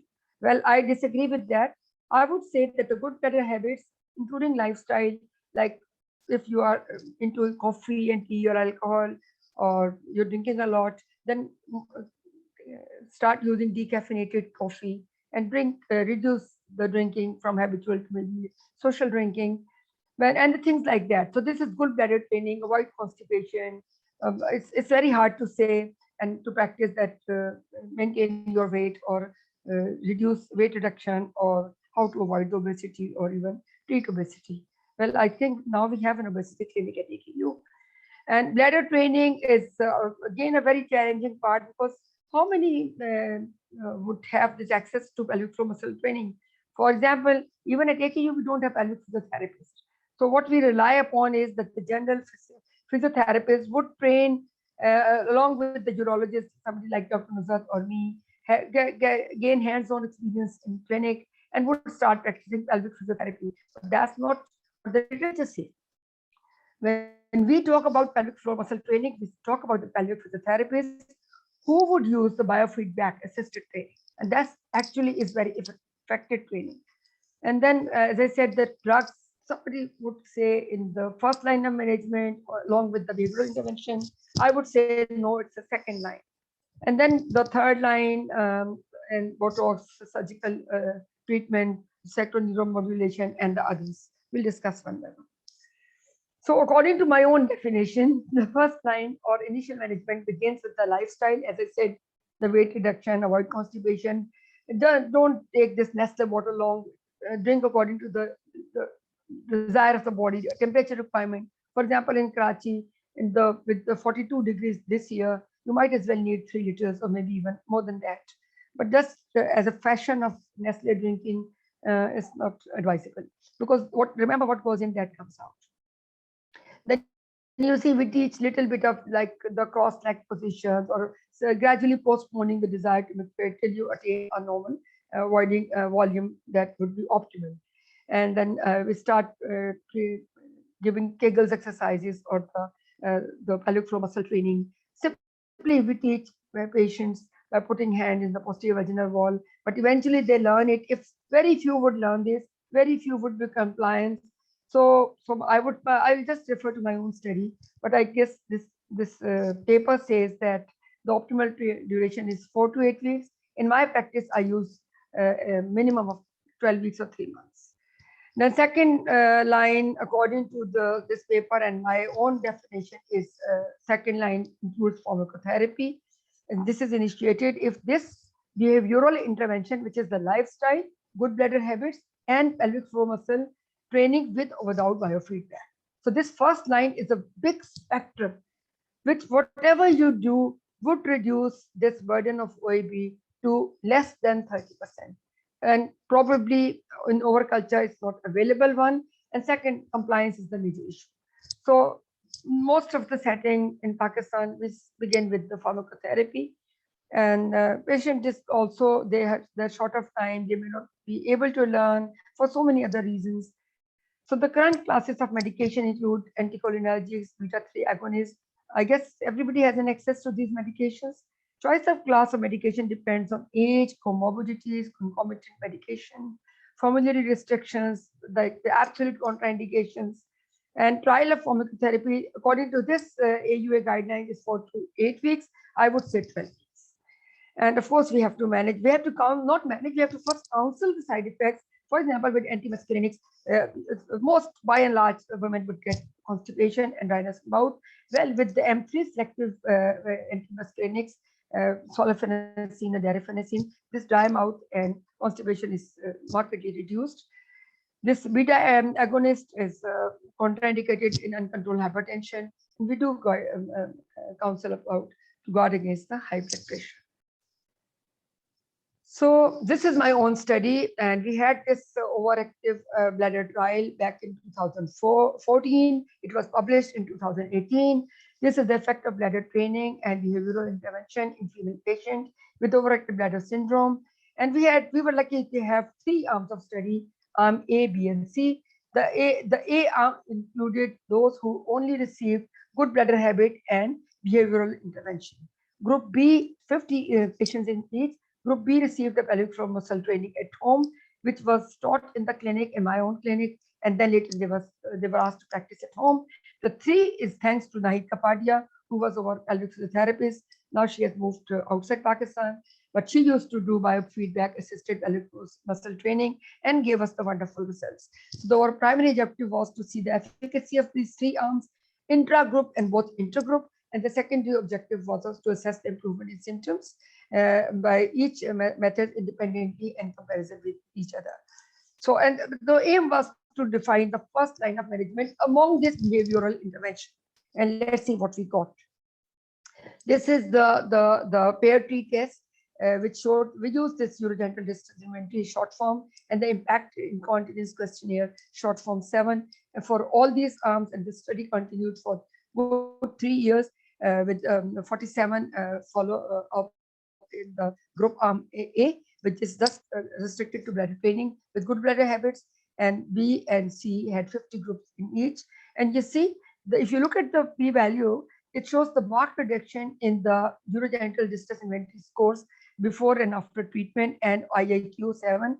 So it means that whatever you do, either the training or the pelvic muscle, with the bladder training, with the behavioral intervention in terms of good bladder habits, or in terms of the lifestyle modification, or you do the pelvic muscle training, or you use biofeedback, this would have a marked improvement in the symptoms. So what is the harm if we can start all these three simultaneously? That was the take-home message of this study. So this is what we concluded, that comparative results in 3 arms are not statistically significant. So I guess we can start right away using all 3 things: the lifestyle modification, pelvic floor muscle training, and if you have available a biofeedback assisted pelvic floor muscle training. So that's really makes a huge difference. Probably patient has a good compliance. What if this first line of treatment doesn't work? So we have the old, I guess, when I started my fellowship in 2003 to 4, we had this oxybutynin, we had this tolterodone, the name of letrozole, and later came the slow release letrozole 8 milligram and the patches, and now recently we have dariphenacine, solifenacine. These are the drug of first choice for the treatment of overactive bladder. When this first line treatment fails, although studies have demonstrated similar or even better results with the use of solifenacine and low frequency of complaints related to dryness of bowel and constipation, but abandonment of treatment due to adverse events were similar in the A or B. So this, what is this A and B? A is the oxybutynin and solifenacine, and B is this beta agonist. So what is the role of antidepressant? People, I think that even GPs in Pakistan, they write this oxybutynin. Actually, they've stopped writing. They're very fond of writing tolterodine, letrozole. So, but I have seen a couple of prescriptions where they write antidepressants. So I'm not against the use of antidepressants, but recently, after attending the short psychiatry course in clinical psychiatry from this AKU guys, this is actually not short. This was online course, and it's spread over 6 months or 4 months, I guess. So what I learned from that psychiatric course, that we have to be very careful when we prescribe this antidepressant, which have a small anticholinergic effect and as well as an alpha adrenergic action on sphincter, because it inhibits the reuptake of norepinephrine and serotonin both, and it relaxes the detrusor muscle, increases the intrauterine pressure. So it leads to good storage, but remember that adverse events, especially cardiovascular, with the possibility of arrhythmias, 1, and 2, if you add antidepressant with the patient who has underlying antipsychotic medication or who has psychosis, then that increases to the increased tendency for suicide. So this is something which has really scared me to death. So I'm very skeptical with use of antidepressant. So the new for the Pakistan at least, the beta adrenergic receptor agonist in treatment of idiopathic bladder overactivity, which is like 70% of OAB is idiopathic, and this 30% is what Dr. Nazim has discussed, that the detrusor activity in combination with neurogenic bladder. So this 70% that all of us, even the gynecologists and even GPs see, is they're using, as I said, detrusor or and with the major side effect of dryness of bowel and constipation. And recently, the solifenacine, the low dose 5 milligram, but this beta agonist, mirabegron or Vibaga, this has less of side effects. These two documented, for which the patient used to drop this treatment. So this is very effective against minimizing the side effect. But is it really effective in minimizing the symptoms of OAB? So you may not laugh with my comments that the less side effects and the less efficacy. The drug which would have effect would have side effects. So with my 3 years experience with Vibaga, whether 25 or 50, neither I'm happy with the effects, nor I am unhappy with the side effects. So you choose. So well, it's not my drug of choice to begin with. I use it as a polytherapy. So this is my own personal level X experience or C level of evidence, but the literature also has says the use the recommended use is polytherapy. The effectiveness of mirabegron, this is the 50 milligram, was not significantly different from other active treatment except for trospium. Now, unfortunately, the trospium 60 milligram is not available in Pakistan. And solifenacin 10 milligram, yes. And physiotherapy 8 milligram slow release patch or slow release we don't have in Pakistan. So if you compare these three drugs, so they are all more effective than the mirabegron 50 milligram. So as I would again say that with polytherapy, yes, it has a role. So what is the role of combining therapy? As I said, the polytherapy, mirabegron or anticholinergics with idiopathic. At phase 3 RCT, a good number, 1,306, female more than 18, multicentral double-blind center. They assess the effectiveness of combination of solifenacin, mirabegron with monotherapy of solifin 5 milligrams. So I'm very unhappy with the trial. Why solifin 5 milligram? Why didn't they use the 10 milligram? And then they explored the dose response relationship. And then eventually they had to use this. They divided into 3 arms that they did use the solifenacin 10 milligram. And what was the take-home message? After 3 months, the drug combination proved to be superior to solifenacin 5 milligram, but the combination was worse than the monotherapy of solifenacin alone using the 10 milligram. So that's if you are, I'm sure that my urologist colleague would agree. Solifenacin 10 milligram is good enough. Well, if somebody has really bad OAB, wet OAB, there's no harm in adding 25 milligram of Nibega. So what are the guidelines? The clinician must use caution in prescribing antimuscarinics in patients who are using other medication with anticholinergic properties. The concurrent use of other medication with anticholinergics activity may potentiate the side effect of antimuscarinic class of OAB medication. This is very latest 2019. So so just eyeball this statement. This is really very serious because I can have another talk on this topic. I have already talked because clinicians, they are not very careful in prescribing antimuscarinics with beta-3 adrenoreceptor agonists because all of my patients are 65 plus. Now, when the Western literature says a failed patient, they say 80 and above. Keeping in mind the average age in Pakistan, I would say the 60 plus ladies have as many comorbidities as in Western countries, 75 plus.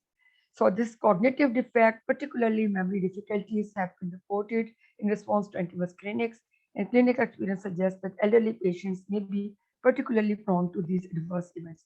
And you see, it scares me to death when I see the elderly patient, 80 years old, receiving polytherapy and with recurrent UTI receiving ciprofloxacin.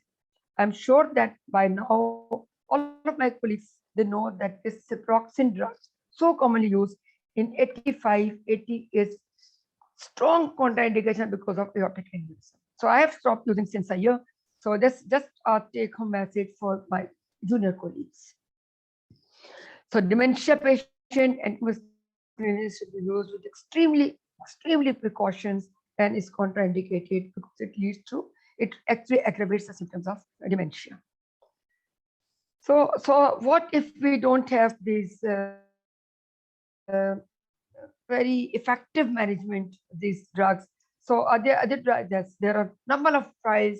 I mean, literature is full of this praise for the Vibegron, and the phase 3 trial results are coming up. They met the co-primary endpoint, rapid onset of benefits, sustained efficacy and safety, no effect on this enzyme that causes the enhanced metabolism, as with the mirabegron. Solabegron, it has completed 2 phase 2 trials. Novel introduced gene therapy. I think this would be I think it's high time that for Dr. Hamad at least to start stem cell therapy for the bladder, and we have the stem cell center. So this is really going to be an effective phase recruitment ongoing in the phase 2 trial. So now comes to the very controversial topic: what treatment should we use if the drug fail for OAB? When should we label the failed OAB treatment? So refractory OAB, and what really works when the drugs fail? So the literature says the refractory OAB after 8 weeks, and I beg to disagree with literature. I would say 12. If the 12 weeks of first line of management fails, It's my practice to start off with the pelvic floor muscle training with the good better habits and one anticholinergic. So if 12 weeks of all these three fail, with good compliance, I would say the refractory OAB. But in my clinical practice, the patients turn up, it takes around 6 months to label somebody as refractory OAB. And then what is the third line arrangement, which is actually gels with my topic from behavioral to surgical. And by the way, this what we call as surgical sacral neuromodulation, yes, it is surgical, but percutaneous tibial nerve stimulation is not surgical, but it comes in the area of surgical. And autobotulinum toxin A, some papers they include in surgical, some papers they don't include it. But I have included this slide as a surgical. So the orna-botulinum toxin, I would pause here and would ask my audience to write in chat box how many have experience with this and what is the cost in Pakistan.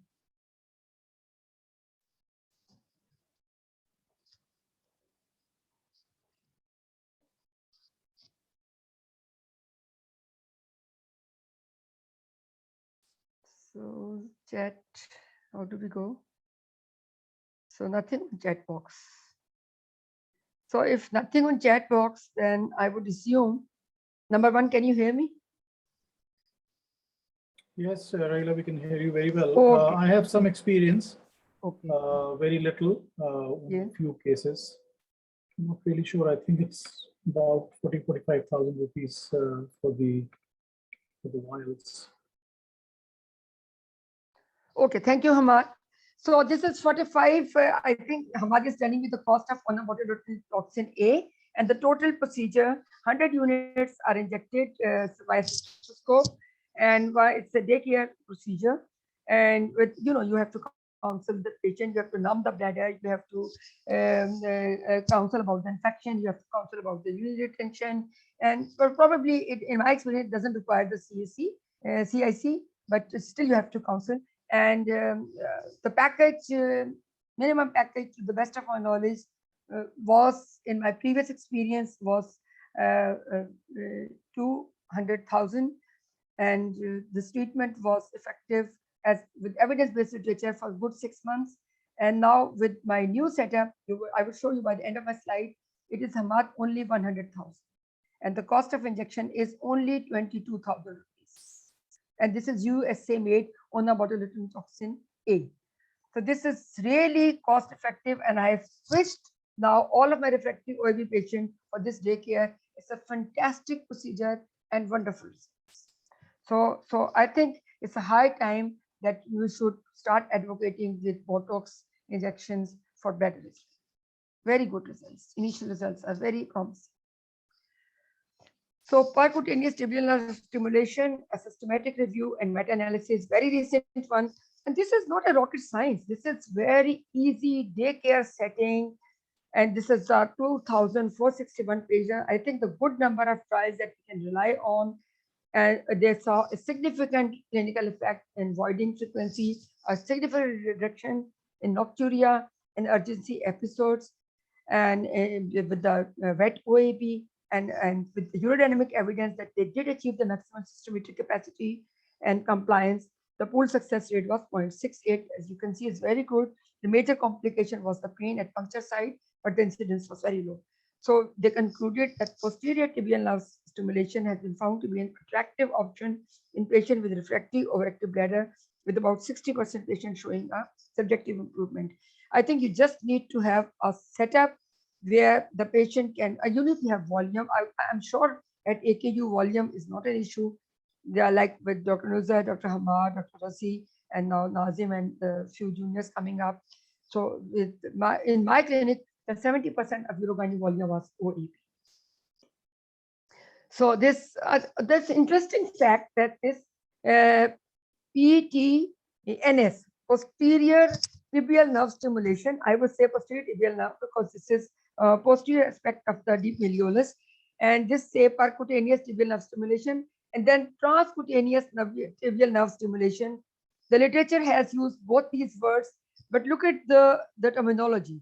transcutaneous nerve stimulation has been found to be as effective as a maintenance therapy after percutaneous nerve stimulation.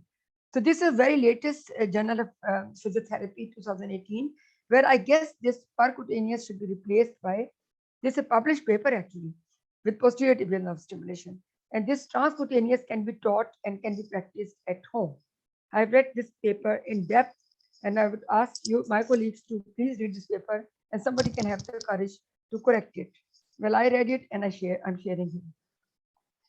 So this is not my cup of tea. My colleagues, I'm sure Hamad and Dr. Farhat Abbas and few others are doing this sacral neuromodulation implantable system that only these guys can do, that stimulates the sacral nerve, modulating the neural reflex. Sounds very good. In the long term, I'm not sure, but especially helpful in patients who are unwilling to practice CICS with other modalities of treatment. So this artisan, this system is available, relaxed OAB studies. This system-based trial found that it was useful in this group of patients. It was supported by the National Institute of Healthcare Excellent Life Guidelines, which we use at AQU as a standard practice. So this is also very latest. So last slide, I guess, the augmentation, the ileal,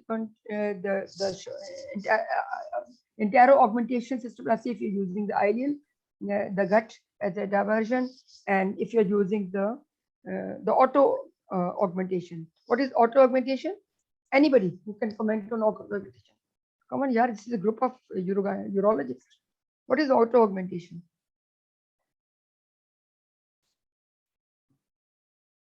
Auto augmentation of bladder. What is the other name for auto augmentation? Detrusor myomectomy. Yes, detrusor myomectomy. So detrusor myomectomy gives wonderful results. The literature is full of praise for this. I have done only one with Razi Beaban, only one procedure with Dr. Razi, and patient had remarkable improvement in symptoms. But I'm not sure if you guys are doing, but literature says it's effective. Well, augmentation, this using the shortcut, it is associated with the renal dysfunction and so it carries significant morbidity and other complications. So I guess with this next slide, where is my next slide? Oh yes. So the future possible surgical options are intravesical installation of liposome, encapsulated media toxins. This will avoid anesthesia and as a clinical procedure. Selective denervation of bladder by radiofrequency ablation. This is also daycare. And pudendal neuromodulation is like acupuncture, daycare. Dorsal digital nerve stimulation in clitoris. All these papers are coming up, and they all seem to be very promising. So I would say for my junior colleagues that you define your first line of treatment. For me, it is a behavioral modification, pelvic floor muscle training, if biofeedback is available, along with monotherapy. This is my own practice. So tolterodine 4 milligram or sulfenacine 4 milligram, 5 milligram for 4 weeks. If this is effective, continue using for 12 weeks. If this is not, label it as a refractory OAB, but before you label, add one sulfenacine 5 milligram and give a trial for another 6 weeks, and then jump on to, I know only Botox, so I jump onto that. And I wish we could have PTS at AKU, but unfortunately, despite the effort of Nuzat, me, and my team, we could not. And this is my new place where I work, and these guys have promised me to get posterior tibial nerve stimulation, and I believe in them because they have been successful in formulating our pelvic floor unit with 3D pelvic ultrasound and the state-of-the-art urodynamic studies with EMG and the anal manometry. So I'm very happy with my new workplace. You guys are welcome to join me for any short courses, lectures, conferences. Hope to see you. Thank you very much for patience. Thank you very much, Professor Mohsen. Wonderful talk. And I think you have very nicely covered a difficult subject, something that we see very frequently and often wonder what would be the next step or what should be the next step in management. From there on, we move on to the male LUTS and BPH. probably one of the commonest clinical presentation when in your outpatients. And to lead this case-based discussion, we are honored to have Mr. Nanda Dhanasekharan, who has been our invited guest for this session, and he will be joined by Mr. Fahd Khan, again from Birmingham. I see if Salman and Khalid has joined us. Salman, are you around? Yes, sir, he is on. Oh, okay, wonderful. Yeah, I'm on. Great. And then we have Tariq Sami. I don't see Tariq Sami. I don't know if he will be able to join us.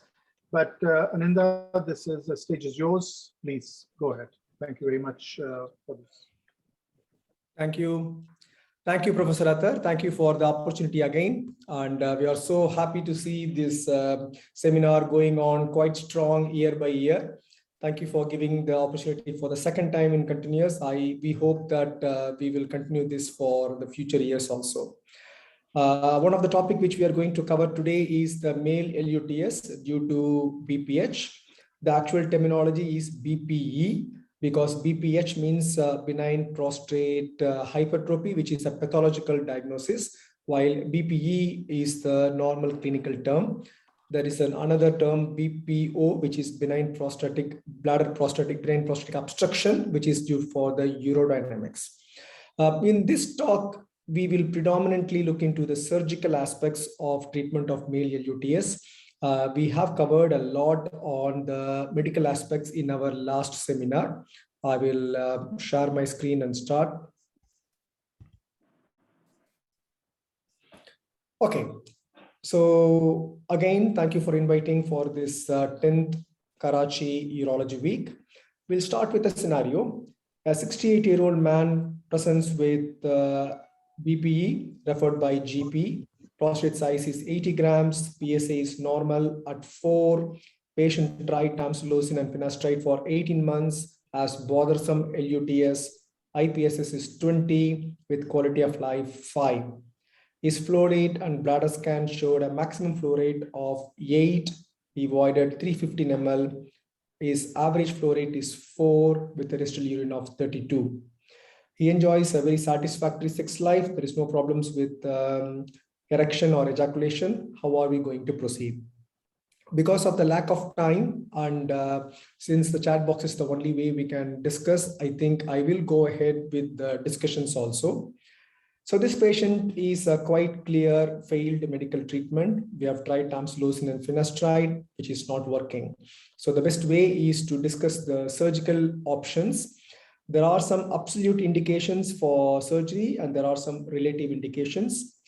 Recurrent refractory urinary retention, overflow incontinence, recurrent UTI, bladder stones or diverticulae, treatment resistant microscopic or macroscopic hematuria, dilatation of upper tracts. These are all absolute indications. Why they are absolute indications? Say, for example, if you take bladder stones and diverticulae, this shows that the stones have formed secondary to the stasis of the urine in the bladder, and the bladder has already started having diverticulae. If these patients were not served with the appropriate surgical intervention, the bladder detrusor will go for further failure. If there is a possibility of urine tracking into the upper tracts, it will result in upper tract dilatation and patient will present with high pressure chronic retention or renal failure. So those reasons are the absolute indications for surgery. Coming to the relative indications or the patients who are responding to the tablets, but not having a very satisfactory outcome and requires much more better improvement. So our patient obviously haven't had any improvement with the combination of tamsulosin and finasteride, and hence we are discussing the surgical options for him. Now, how will you do a TURP surgery? We have few named methods. If you can bring these named methods during your Viva presentation, that will give you a good amount of marks. Instead of just explaining that, I will consent the patient, I will make sure the checklist is fine, give appropriate preoperative antibiotics, and make sure patient is in GA and appropriately prepared and draped. These are all the common preparations for any surgeries. And then rather than discussing only the monopolar and bipolar energy source and explaining the examiner that you will start your resection from 9 o'clock or 3 o'clock, etc. You can spell it out with these named techniques like Nesbitt's method, Alcock and Floch's method, Moyne-Meyer's method, and Brand's method. They are all very well established methods. For example, Nesbitt means resection starts from 12 o'clock and then continuing to the lateral lobes and resected from top to bottom. And all the methods were there in the slides, and I'm sure this program is recorded and you'll be getting the recorded slides. So try to have a named methods even for TURP. If you could exhibit your strong theory knowledge in the discussions of TURP, which is like a basic bread and butter for all the urologists in the world, then when we discuss the higher, newer technologies, if you perform well in those technologies also, that will fetch you much more better marks. What is the evidence behind the monopolar TURP? Multiple evidences, multiple meta-analysis available. We have around 20 to 30 randomized control trials available, Qmax improvement, significant reduction of IPSs, quality of life improvement, significant reduction of post-void residue, all very, very nicely proved. There is a re-TURP rate of 8.3% in 10 years. Complications of monopolar TURP, risk of TUR syndrome, it is now getting much more lesser because of mainly the bipolar TURP. The usual quoted rate is less than 1.1%. Short to mid-term complications like TUR syndrome, acute urinary retention, which may get better later in the follow-up, clot retention, and UTI. Long-term complications like urinary incontinence, urinary retention can also will improve, but complications like bladder neck contracture or urethral stricture will need some secondary intervention. 60 to 90% patients will end up in retrograde ejaculation. This is very important because now we have few newer technologies which will preserve the erection and ejaculation. So if your patient is a very young patient, 40s or early 50s, wishes to preserve the ejaculation and erection, and there is a possibility the patient may be even hoping to have a child, in those patients, be very careful before offering monopolar TURP or even bipolar TURP. Reoperation rate, as I said, is 3 to 8% in 10 years' time. Bipolar TURP, it is available at least in few of the centers, I believe. They are the one where the electricity is completed locally. The energy is confined between the active and the passive loops. And there are few types where you got the loop with two loops where the current is covered in the loop itself, or the quasi bipolar one where the current passes into the sheath of the bipolar sheath and it is drained. The main advantages are it eliminates TUR syndrome, very low chance for clot retention and blood transfusion. I don't really buy few things like, for example, low clot retention, shorter irrigation time, shorter catheterization time. These are all due to the individual surgeon's expertise and also the individual patient's prostate anatomy. But elimination of TUR syndrome is a very good point if you are going for a very large gland, 120 cc, 140 cc, if you want to resect in one go, you want to resect more than 60 minutes, like 90 minutes, bipolar TURP is the best way to go. Having said that, there is no foolproof that your normal saline will not cause TUR syndrome. Even with normal saline resection, if there is excessive absorption, it can cause dilution, it can cause TUR syndrome, but it is much, much less chance when compared to the monopolar TURP.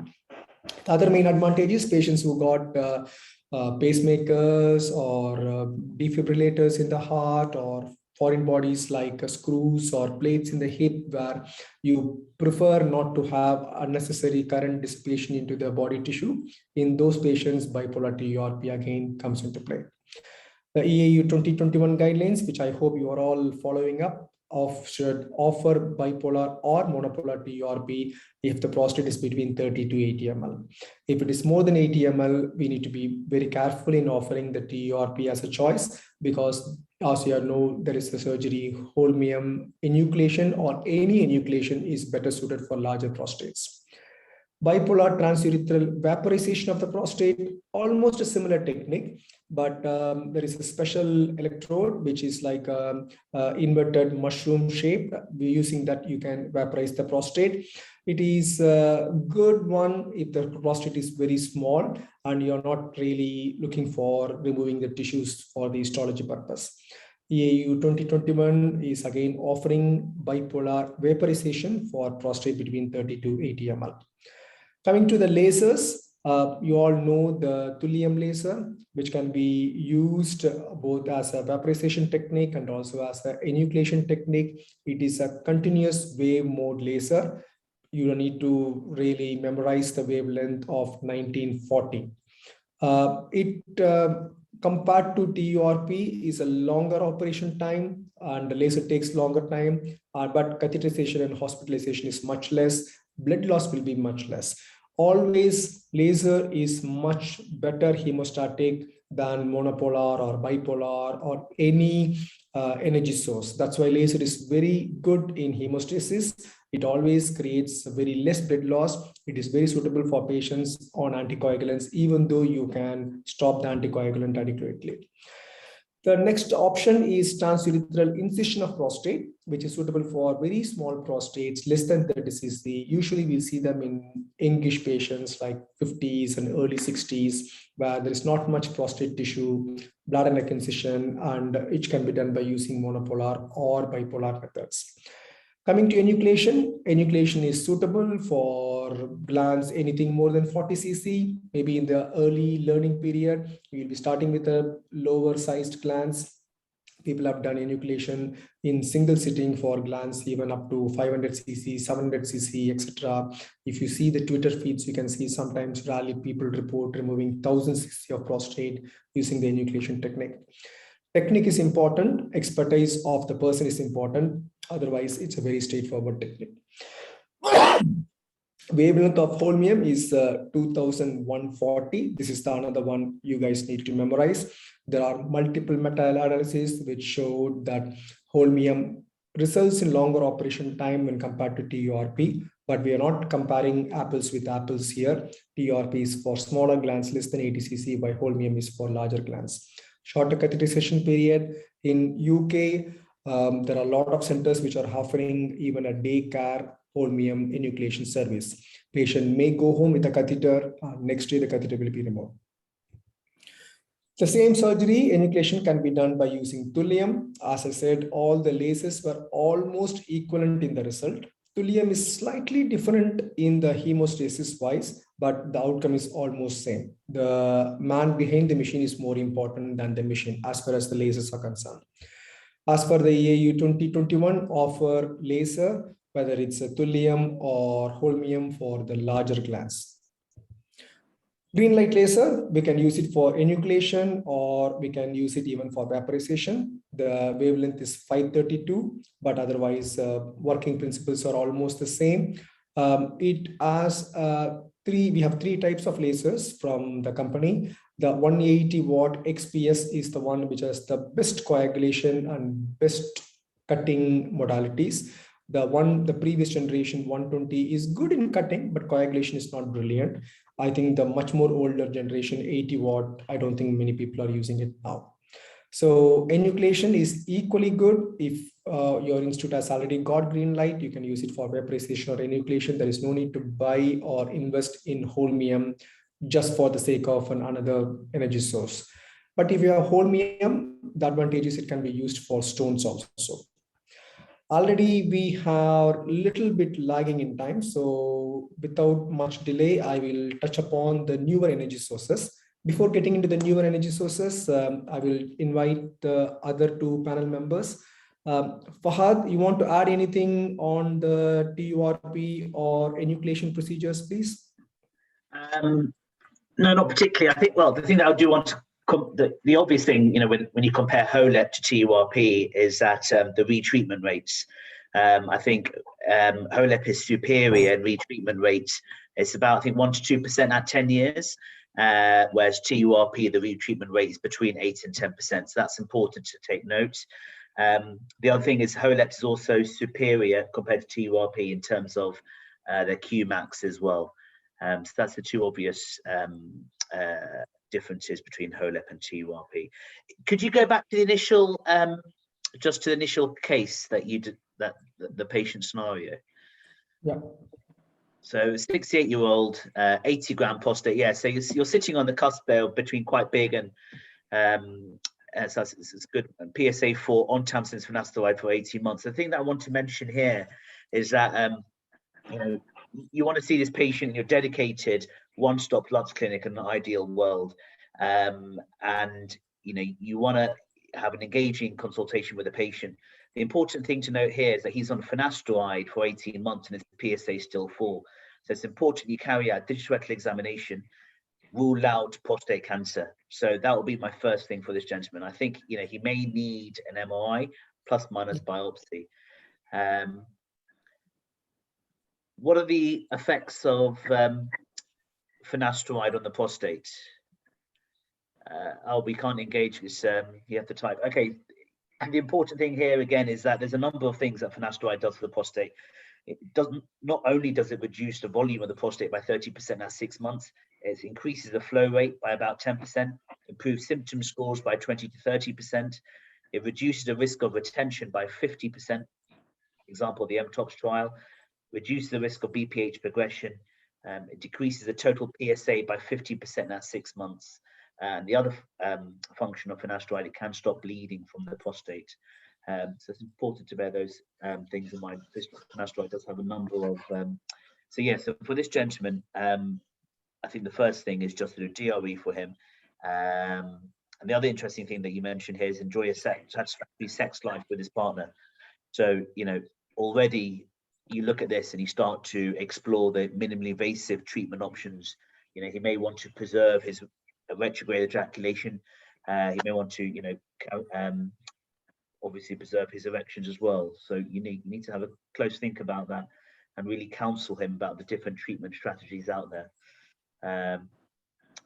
According to EU guidelines, the procedure that will avoid this will be a Urolift procedure, and that's licensed for prostates less than 70 cc's. But more recently, in the NICE guidelines, we can Urolift is indicated for prostates less than 100. So it's just something to bear in mind. But no, thank you. I'll interject as needed. Sure. Dr. Salman Al-Qadir, you have any experience with lasers for prostate surgery? Any inputs from your side? Well, thank you very much. I think most of the things you have covered very well. I just wanted to point out, like the previous speaker did, that this gentleman has been on finasteride for 18 months and has a PSA of 4. And as he very rightly mentioned that both finasteride and dutasteride over a period of 6 months reduce the PSA by 50%. So you need to double the current PSA to get the actual PSA, which in this case would turn out to be 8. And 8 is the level where you would want to explore them for a possibility of cancer prostate. So I think having a biopsy and an MRI would be certainly be in place.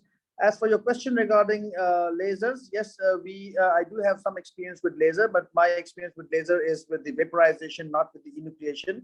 I find the enucleation a little bit more troublesome. So we vaporize, and as you mentioned, the results are pretty good. But yes, there is always a reoperation rate, and the hemostatic advantage of laser is always there. So I think you have covered most of the things, and we need to move on. Okay, thank you very much. Yes, I'm very happy with both the panelists picking out the importance of finasteride and need to double the PSA. So these patients will have an MRI. If the MRI shows any suspiciousness, we need to make sure we are ruling out the prostate cancer.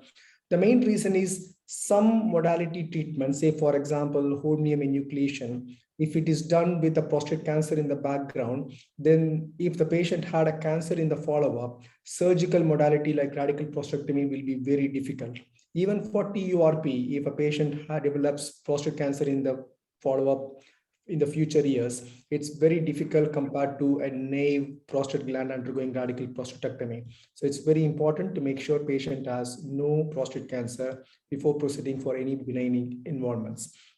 Now, For some of the trainees, the topics which we are going to discuss now will be just only studied in the books and you may not have come across in your real life practice, but it's nice to know these things, what is happening in the rest of the world. And I'm very sure in the future years, this will be available in your country for you to learn and also to practice. So even though it's very theoretical, these questions of the newer modalities will be asked quite in the end of the scenario. So if you do well, that's like few minutes before the exam is going to award you the marks, you will really score very good marks. So let us cover the newer scenarios also. If you take, for example, a FRCS exam, that may be a complete scenario only on the newer modalities itself, because Resume, Aquablation, Urolift are all available in UK and we are practicing it in quite widespread practice. Starting with Resume, it works by the principle of convective water vapor therapy. It's very important. The key word is convective water vapor. The water or the heat can be transmitted by convection, conduction, and radiation. Radiation and conduction are very poor methods of heat conduction. It can cause significant necrosis and tissue damage. While convection, the advantage is there is not much necrosis. It's more of apoptosis and tissue absorption. And also the convective water vapor therapy will not cross tissue plane. So if you inject the water vapor in the transition zone, which is the predominant BPH zone, it will not cross the peripheral zone. And that's why the people who perform Resume claim that the chances of extra prostatic nerve injuries are much less. So try to remember the word convective water vapor therapy. It is a direct delivery by a needle. I think regarding the pictures, most of you may have seen some pictures or videos. Possibly when Professor Athar is happy, maybe next time we can do a full 1 hour session on the newer technology alone. At the time I can show the videos, short clips, like 5 minutes each of every procedure, which may be more understanding. But since this program is more constructed to help the exam going people, let us just look into the basics and understand the mechanism of the newer devices. It's a thin needle which is deployed. The needle tip has got 12 holes. And once you deploy the needle will eject the water vapor at 103 degrees Celsius for 9 seconds. After that, the needle will retract automatically. Approximately every needle will produce an area of 1 centimeter spherical apoptotic lesion. So you need to plan your injections so that they are not so close to each other. If you inject 2 injections too close, the vapor which you injected in one will leak through the hole in the other. If it is nicely planned, it's a nice surgery. It is getting a lot of backup, 5-year data and long-term data are on the way. There is a 4-year randomized controlled trial between the Resume arm, which showed excellent improvement in IPSS, quality of life, Qmax, and the need for surgical treatment is around 4.4%, which is not bad when you compare to TURP. So NICE guidelines released in June 2020 supporting Resume, but it should be considered as a part of the clinical trial and everything should be documented appropriately. The gland accepted is between 30 to 80 cc. Even for Urolift, now the gland is 30 to 80 cc. The May 2021 new NICE guidelines has reduced the Urolift gland permissibility from 100 to 80, but most of us still do Urolift up to 100 cc, 110 cc with relatively good outcome. But if the gland is really less than 80 cc, the outcome is very appreciable.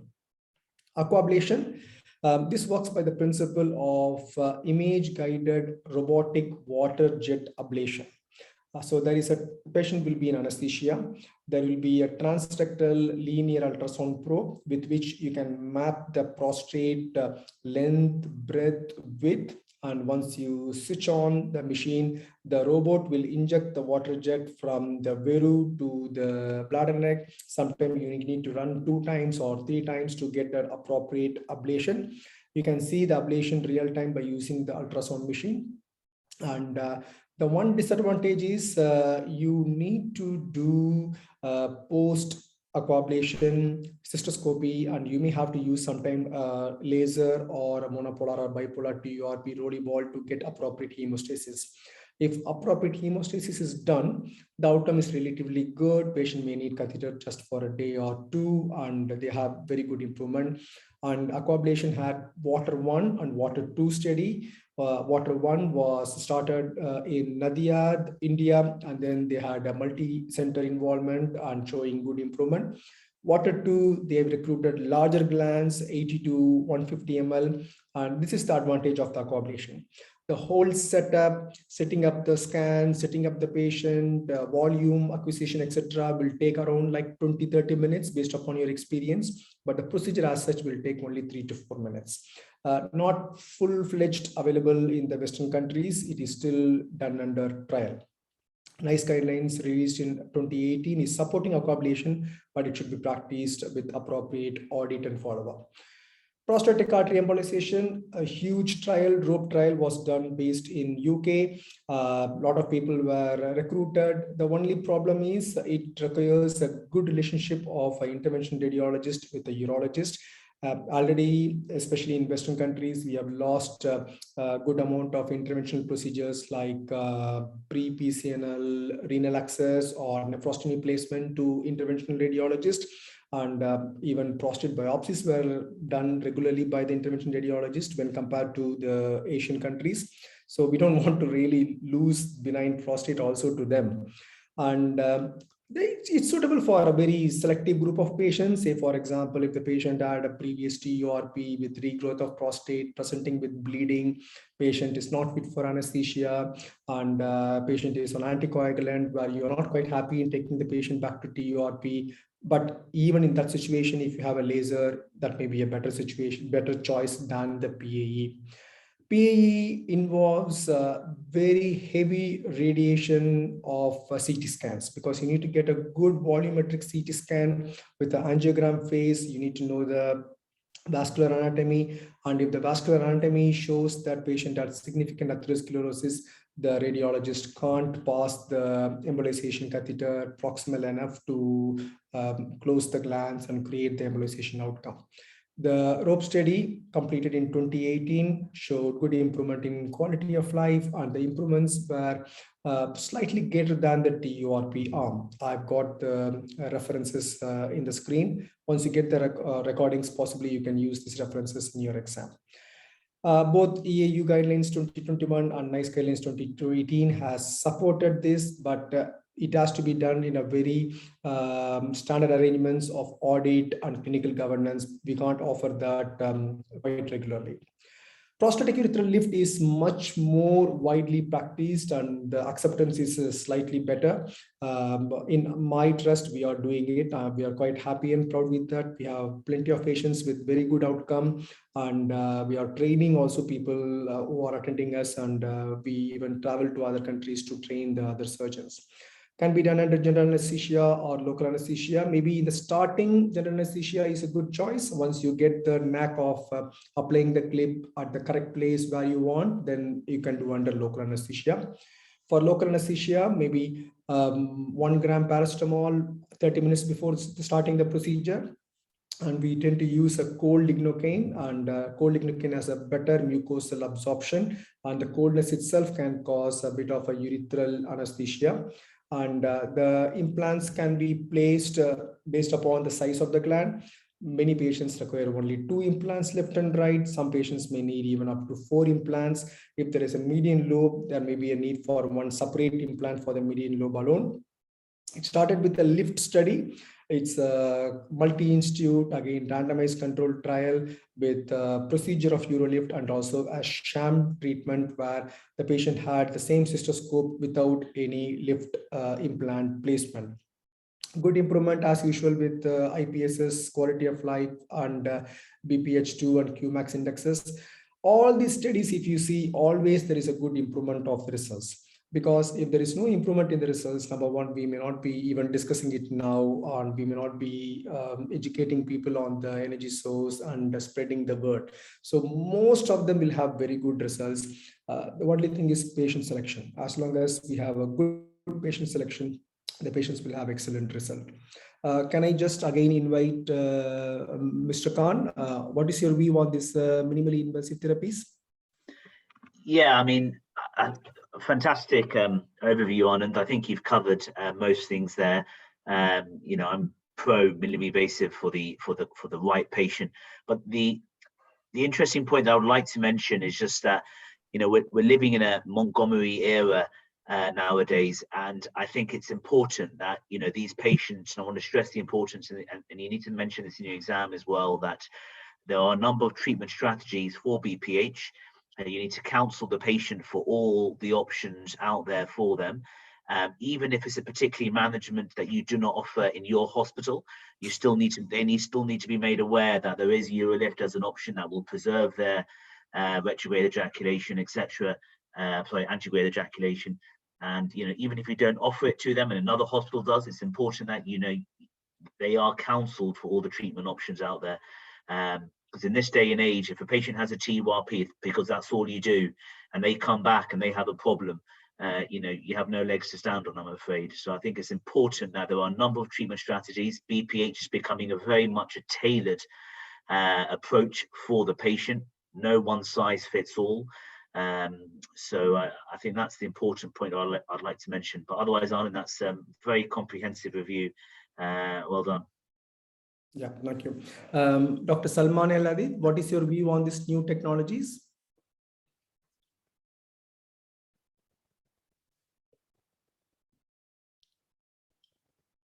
Dr. Salman?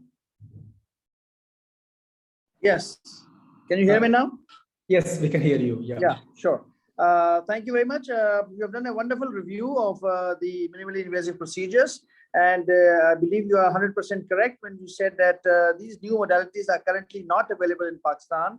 We don't have the UroLift, the RESM, the PAE, or the aquablation. But I think from the residents' point of view who are preparing for the exam, it is absolutely necessary that they have a basic idea of what these non or minimally invasive techniques are all about. Because as you very rightly said, it's important that we do counsel our patients, give them the options, and some of them may be wanting to go for these minimally invasive procedures, even if they have to go outside Pakistan, and that's their own choice. One thing I would like to point out is a word of caution for all our residents who are taking history and preparing their patients for surgery. We tend to be a little bit less involved when taking the sexual history. I think this is something that we really need to go into, especially for those patients who are going in for surgery. And you never know, one of these patients may come back to you and have a major issue after having retrograde ejaculation following TURP, or having altered erection following TURP. So it's important that we counsel all our patients. We do take a proper history and counsel our patients that whatever surgical procedures we are going to be doing, what effect that would have on their sexual performance in the post-op period, so that the patient is well aware of what he is undergoing. And if they have any reservations or any strong objections to it, then they should be offered the minimally invasive procedures and told that they can go wherever they want to for these minimally invasive procedures. Thank you. Absolutely. I entirely agree with both of you.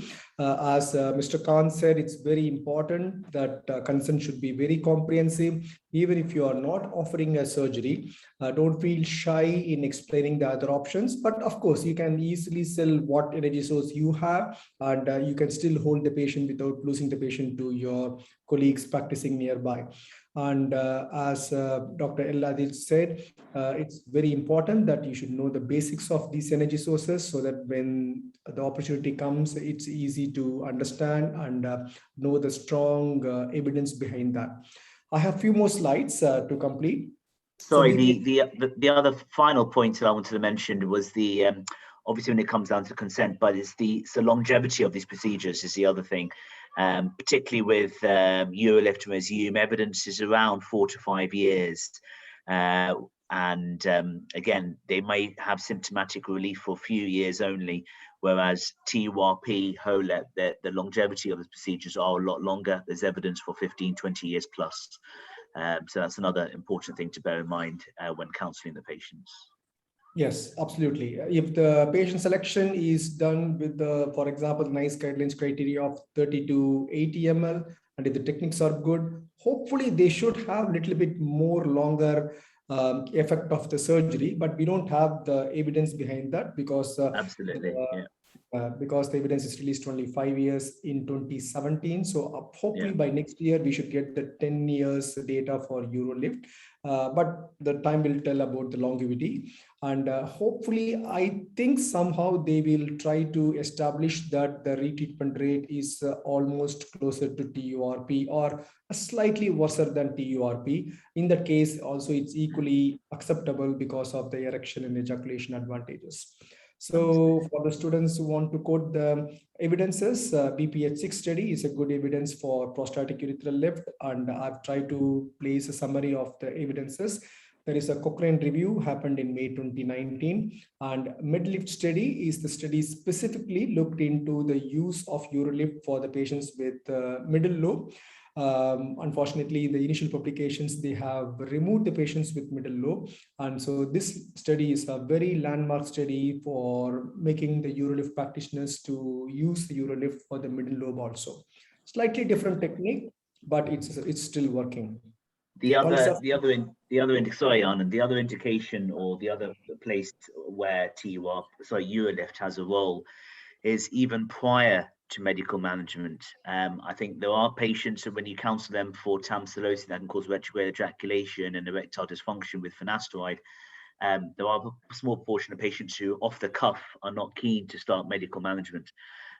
So there is a small select group of patients whereby they can have Urolift as a procedure before even medical management. So I think that's an important step to, the counseling part, or particularly as part of your exam, that you'll see these patients, you'll counsel them, and even from the medication, you must counsel them about the side effects of medication and what their limitations are. And a select group of patients who aren't willing to accept those side effects, Urolift can be given or can be offered to them upfront. Thanks, Jan. Yeah, this is one of the area where, for example, especially in patients with some neurological problems like Parkinson's disease or Alzheimer's disease or dementia, if you start them with, say, tamsulosin or finasteride, especially the anticholinergics, it can cause significant anticholinergic burden and can result in further worsening of the neurology-related side effects. And patients who wants to preserve the erection and ejaculation, and there's nothing wrong in trying them with tamsulosin to see whether the problems of erection or ejaculation happens with them or not, because not everyone will have erection and ejaculation problem. And these new procedures are quite costly. We got a question from Jamshid Nawaz. These patients should be given option to the young patients who want to preserve the fertility. Yeah, that's what exactly we are discussing. Yeah, we have to give this as an option to the younger patients who sometimes maybe even willing to have one more child. Continuing with the evidence for the Urolift, Pulsar study completed in 2020 and published in all the international meetings, AUA, BAUS, EAU, in 2021. It shows the safety of the patient of the Urolift in patients who had retention. This is mainly for acute retention, not for the chronic retention. And there is 67% chances that the patient may be catheter free. Again, whether the longevity of the procedure will be good, we don't know. The common complications, like any procedures, like any cystoscopic intervention, hematuria, dysuria, pelvic pain, urgency, transient incontinence, and UTI. These side effects also can be very well managed if the implants were placed as minimum as possible and in the correct placement. Intraprostatic injections, this is the one which is least favored by anyone. Simple reason, it don't work. But just for the completion of the syllabus, botulinum toxin A, there are some medicines like fexapadine trifolate or the investigational treatment like PRX302 are available. It should cause apoptosis-induced atrophy of the prostate. Real life, not much improvement, not much strong studies. And EAU 2021 clearly mentioned do not offer intraprostatic botulinum toxin injection for treatment of male LUTS. The reason I brought this slide is, by chance, if your examiner is quite a well-read man and knowing everything, and if you are very good with resume, Urolift, everything, if he keeps on asking you, is there any other modalities which you are aware of, keeping this intraprostatic injection in the mind, I don't want you guys to get the bad side of it. That's why that is mentioned. iTind is an emerging treatment. It is still in a very early phase. The NICE guidelines has released a kind of a model of how we can do iTind in a experimental and also in a clinical governance based setup. It has 3 strings, which when applied will cause like a Mormere type of Turner-Warwick type of bladder neck incision, like a BNI, 3 areas. Mercedes-Benz and for application, you need a patient to be under significant sedation, if not GA, but removal can be done when the patient is awake. The period when the patient has this implant for 5 to 7 days, frankly, that's very horrible. Complaints of significant dysuria, patient needs to pass urine against the metal. So that is the main disadvantage of iTind, but they have slightly modified it. The companies, the big companies have bought these small equipments and they are slowly modifying it. And but there is no strong evidence for iTind yet.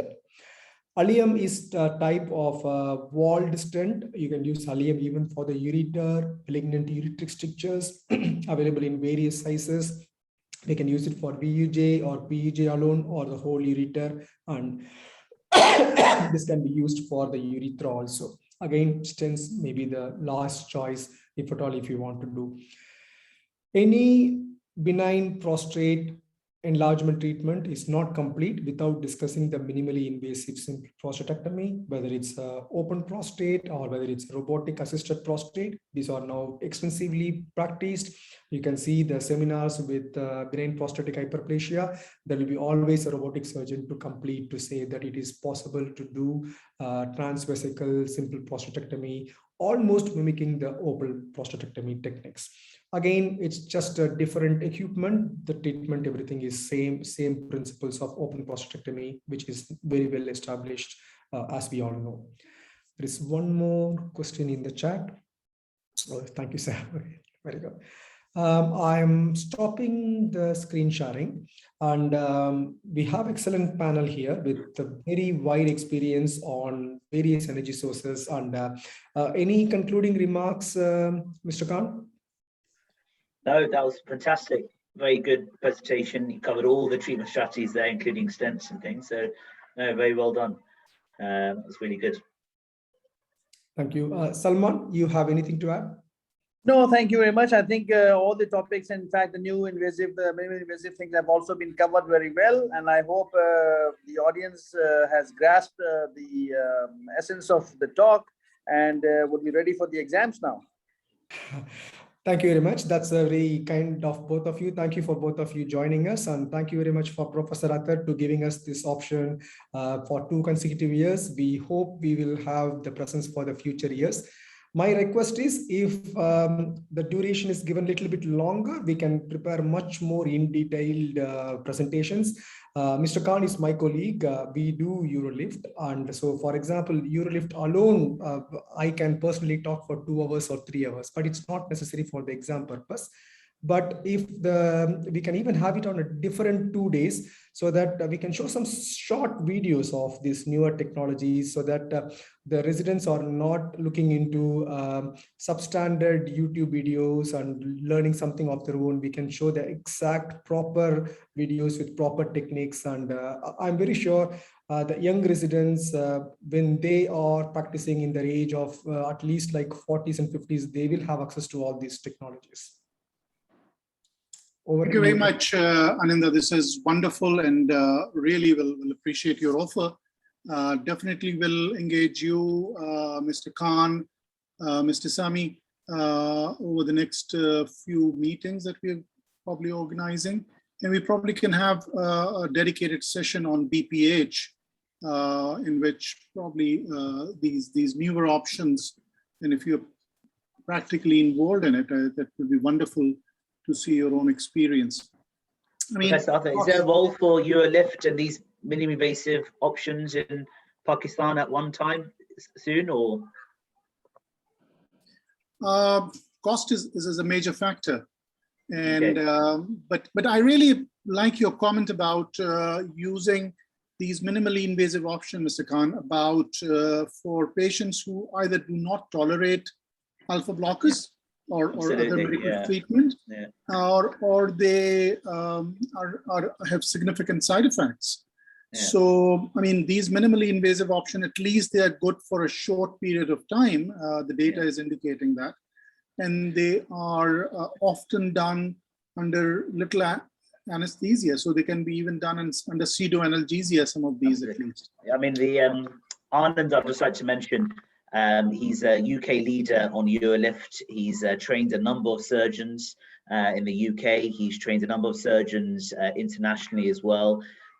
So, you know, I think hopefully one day not too far, but, you know, I'm sure Anand and I would be happy to visit Karachi and show you guys a bit more about Urolift and things. And, you know, obviously with what's happening at the moment, when in a couple of years' time, but I think the future is going that way. I think you do need to have a procedure that preserves antegrade ejaculation in your armamentarium. I think, you know, there's, you know, I think that patients, they do want it. And I think you do need to explore those questions with the patient. And I'm sure there'll be a huge takeoff. I mean, there's a huge takeoff here in the UK on patients wanting Urolift. Even if they're 60s and their 70s, they may want it for 5 or 6 years to, you know, before they undergo a treatment that will, you know, potentially give them some complications. But it's something that, you know, you should try to aim to offer in the next few years. And if so, I think Anand is the man to come out and visit you and perhaps show you a few cases. Wonderful. I mean, we'd love to have you guys coming over to Karachi. I hope that you don't need a approval from English Cricket Board. So thank you very much for this wonderful session on BPH. And we know that prostate is in the heart of urology. And since we always torment the heart, we tormented it in all possible ways, from microwave thermotherapy to high frequency ultrasound to alcohol to everything. But TURP is still the major player, with HOLAP very closely competing. So thank you very much, Ananda, Fahad, and Salman for this wonderful session. And that could be the best possible way to end this Karachi Urology Week of 2021. So have a good evening and enjoy your weekend. So thank you. Bye-bye. Thank you. Thank you very much, everyone. Thank you for a lovely session. Thank you. Bye. Thank you, Salman. Thank you, Fahad. Thank you, Professor. Thank you. Thank you.